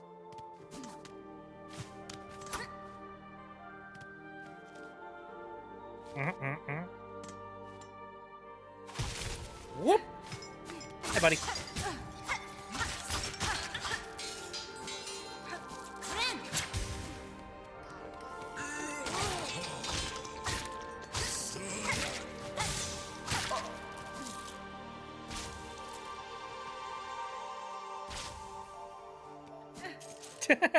I'm leaving them entirely nude.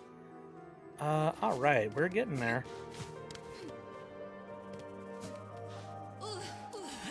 Hello.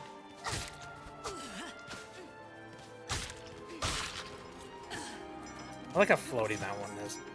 All right, hello.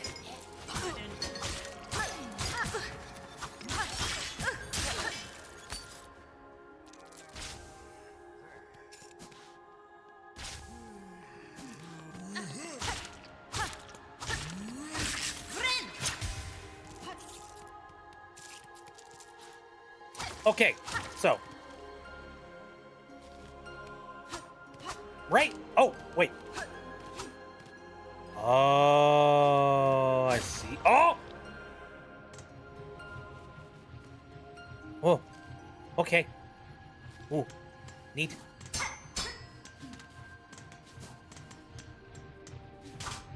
Now where? Not there. Okay. Yeah. Where's this go? Oh. That's all this was? It's a shortcut back to here?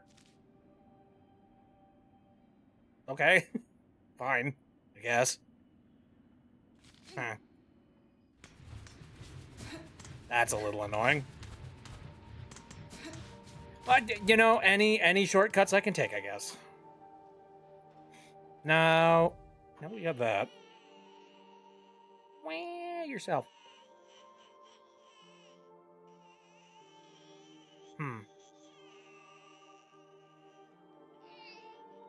I have not attempted to try and actually, like, search through Cogwork Core. I forget why I haven't done that. This could be just a... This could be one of those, like... Oh, my God. I really wish I had a map for that area. God. Anyway. Ooh. Wonder if there's anything, here. Ooh. Very interesting. Okay. Maybe I should make my way over to Pilgrim's Rest.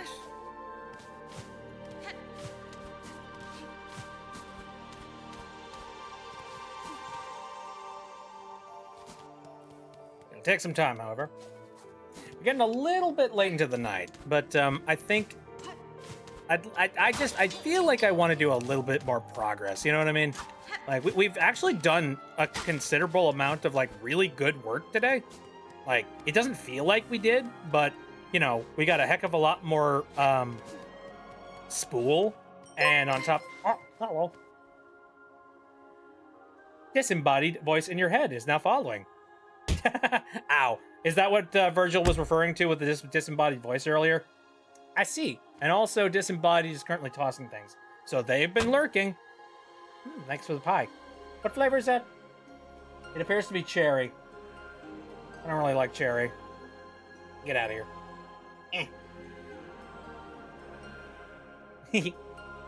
Anyway, thank you very much for following. Appreciate it.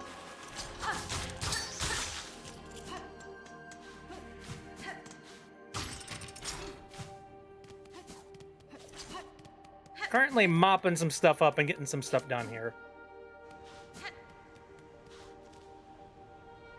Okay, that's where White Ward is. I don't need to be there.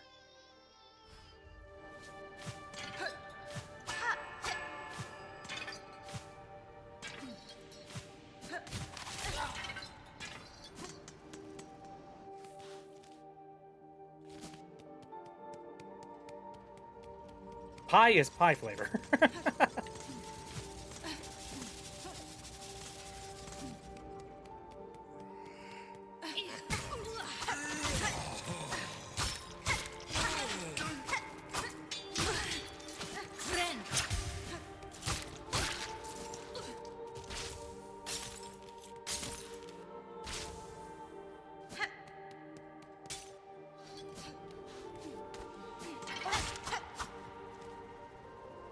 All right. I'm fine. Ignore me.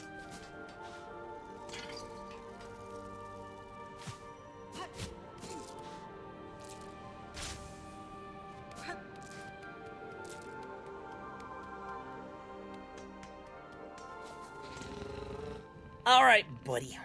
We are heading to... Where's the closest one again?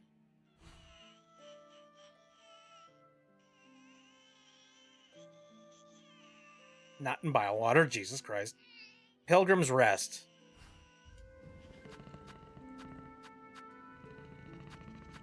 Which one of these is Pilgrim's Rest? I don't even know. Hold on, I have to look a little bit closer.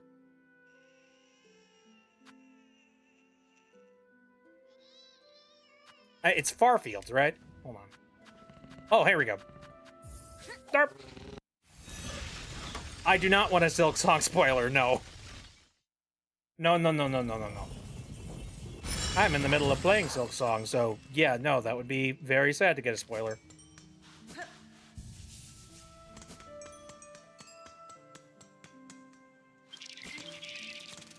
Kaka, motherfucker! Oh, been a while since I've been here. Oh yeah, the fiery forest.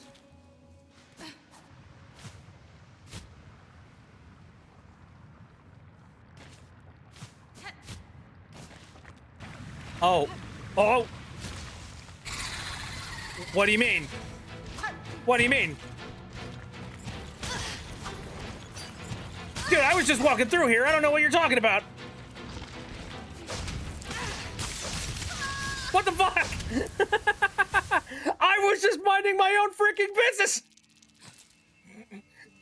And then all of a sudden it's just like, surprise, bitch! It's a boss encounter! And you're neck deep in it. What? I must have been through there before, right? What do you mean there's another boss?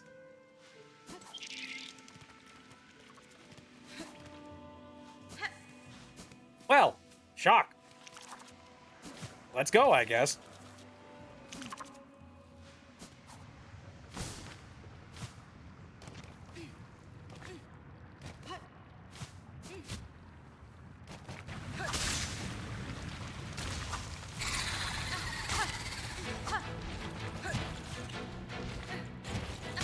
Ow. Can I attack his face? Oh, balls.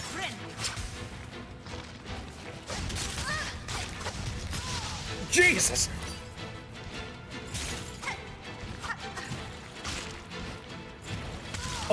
Oh, fuck. I defeated that thing first try. Oh, that's great. I'm not having as much luck. That tends to be how it works, though. I can either manage to defeat things like, you know, with fluke luck, or it completely wipes me out for like another 30 rounds.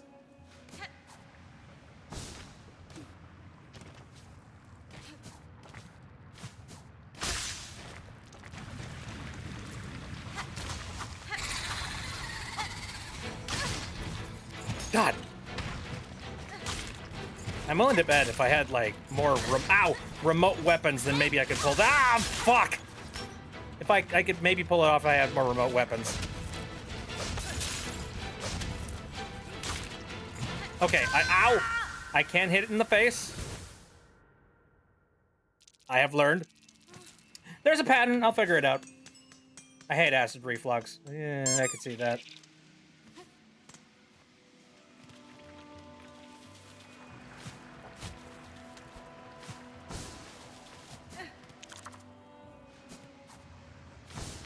No, nowadays I try to avoid eating, like, you know, super greasy foods and stuff like that for that exact reason. I don't want to have problems with, digestion.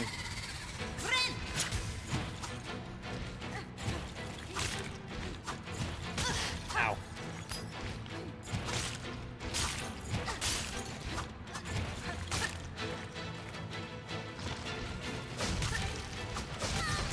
Shit. Oh, balls. God. I mean, it's like, don't jump, you idiot. No, jump there, you idiot. It happens to me when I move slightly too fast. Oh, weird. Bodies do weird stuff, man.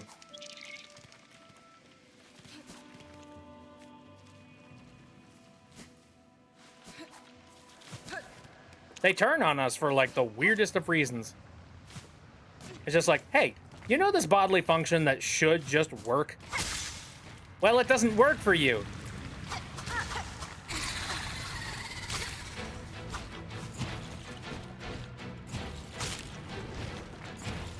Ow.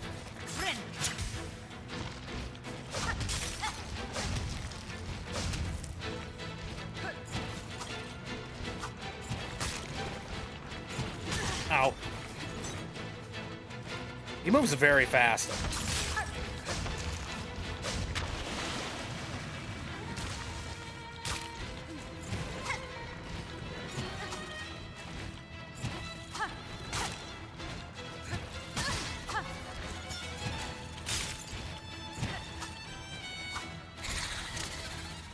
Oh, good. You're bringing friends.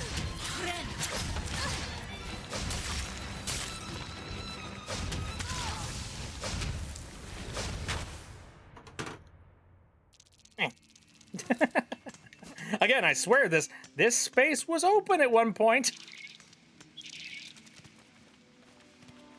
But the game was like, wait a second. You're relaxed? You're having fun? No, can't have that.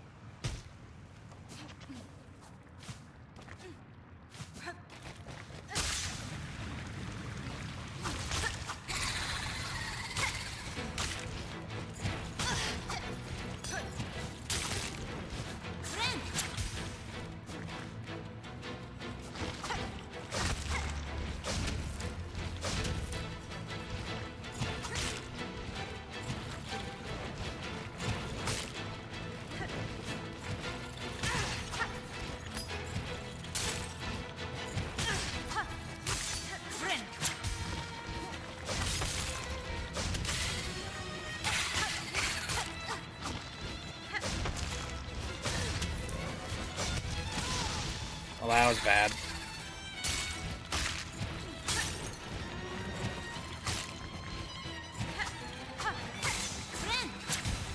Oh boy.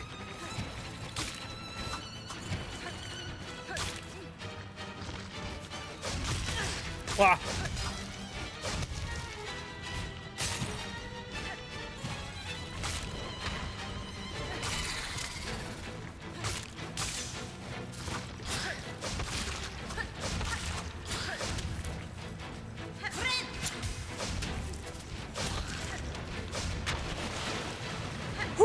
Okay.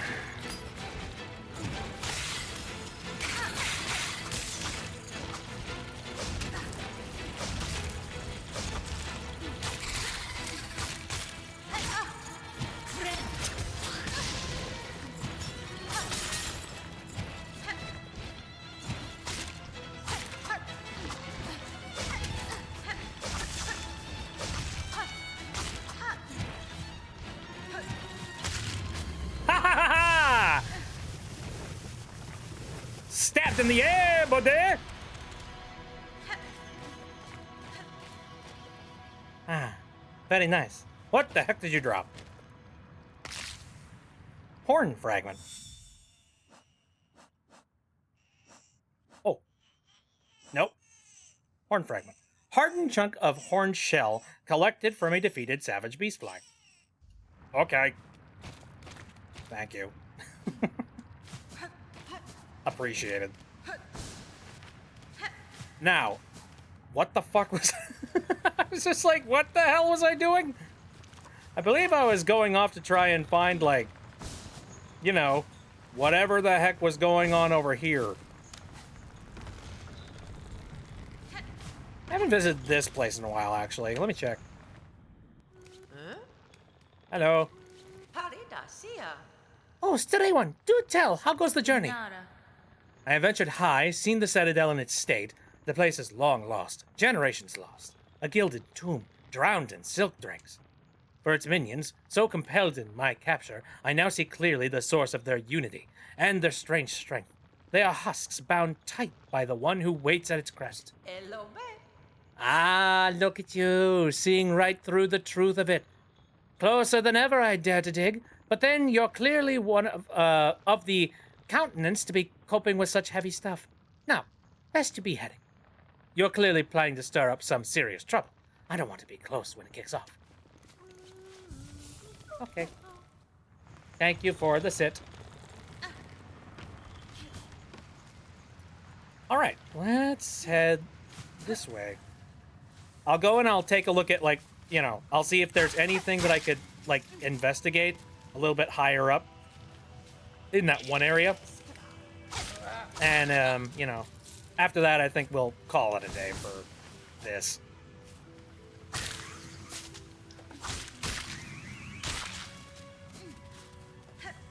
Though who knows? It might bust into an entire extra boss fight, and I might not even know it.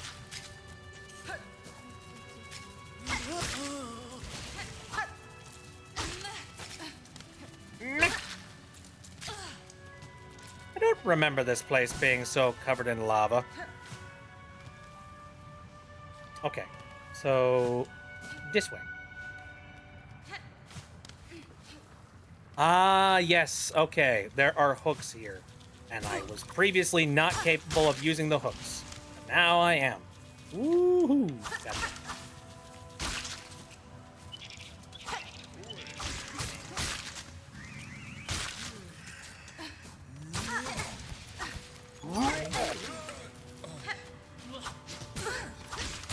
Oh, I like that one. It looked like it was doing hopscotch.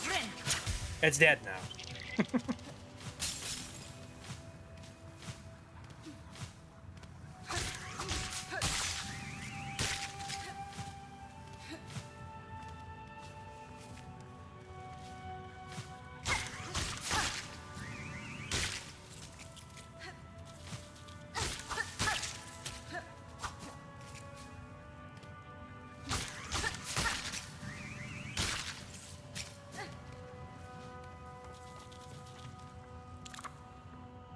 I think I've just gone in a complete circle for absolutely no reason.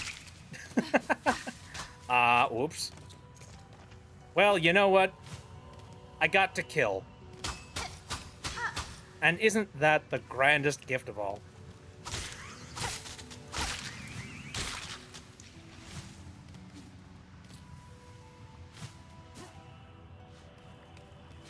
All right, so, like I said, there are hooks here, and I never got to mess with them. Is this the place I never did stuff with? Knock, knock. Sorry, was this your house? I apologize severely. That was uncalled for. I shouldn't have done that. All right.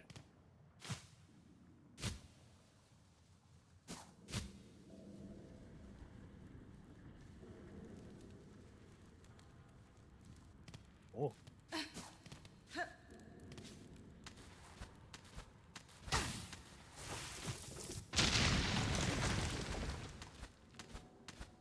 What is it? Oh, I can't even collect this. I don't have the wallet space for it. Dang it. Whatever, you get to live. Oh.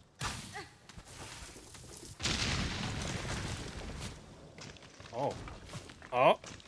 What is this? What is this place? Why are there skulls in the walls?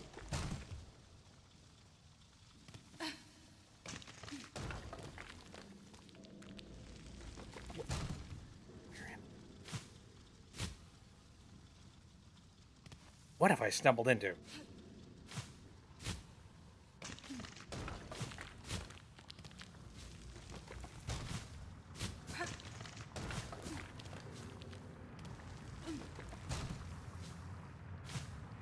Lava?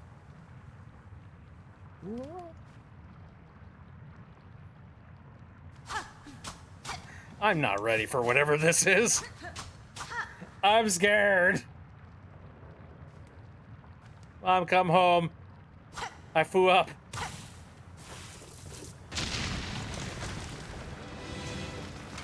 Oh. Okay.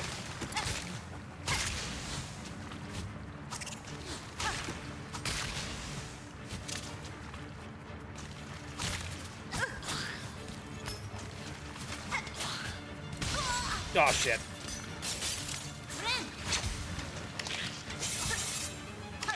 Ah, shit!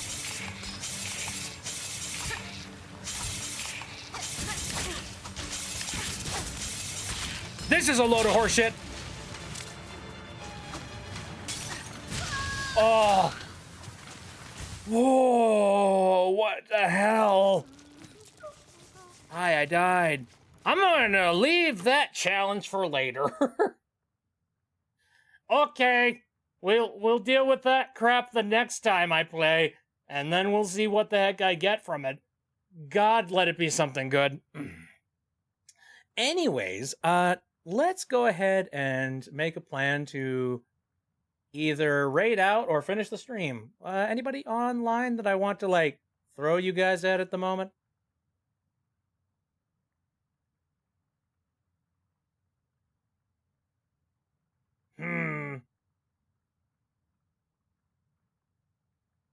Not right offhand, no. I think we are just going to go ahead and just stretch and call it a day. But hey, this was really fun. Like, you know, there's a bunch of little pockets of this game that I have not played yet, and this is helping me, like, very substantially. And I really badly want to find some more stuff.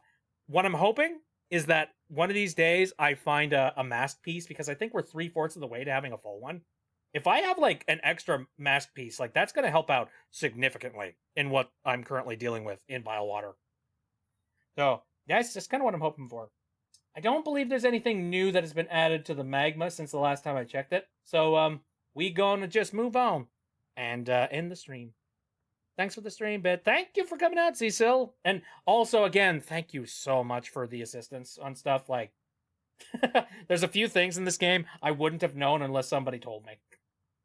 Just been like, hey, Dingus, there's a challenge that you can do here.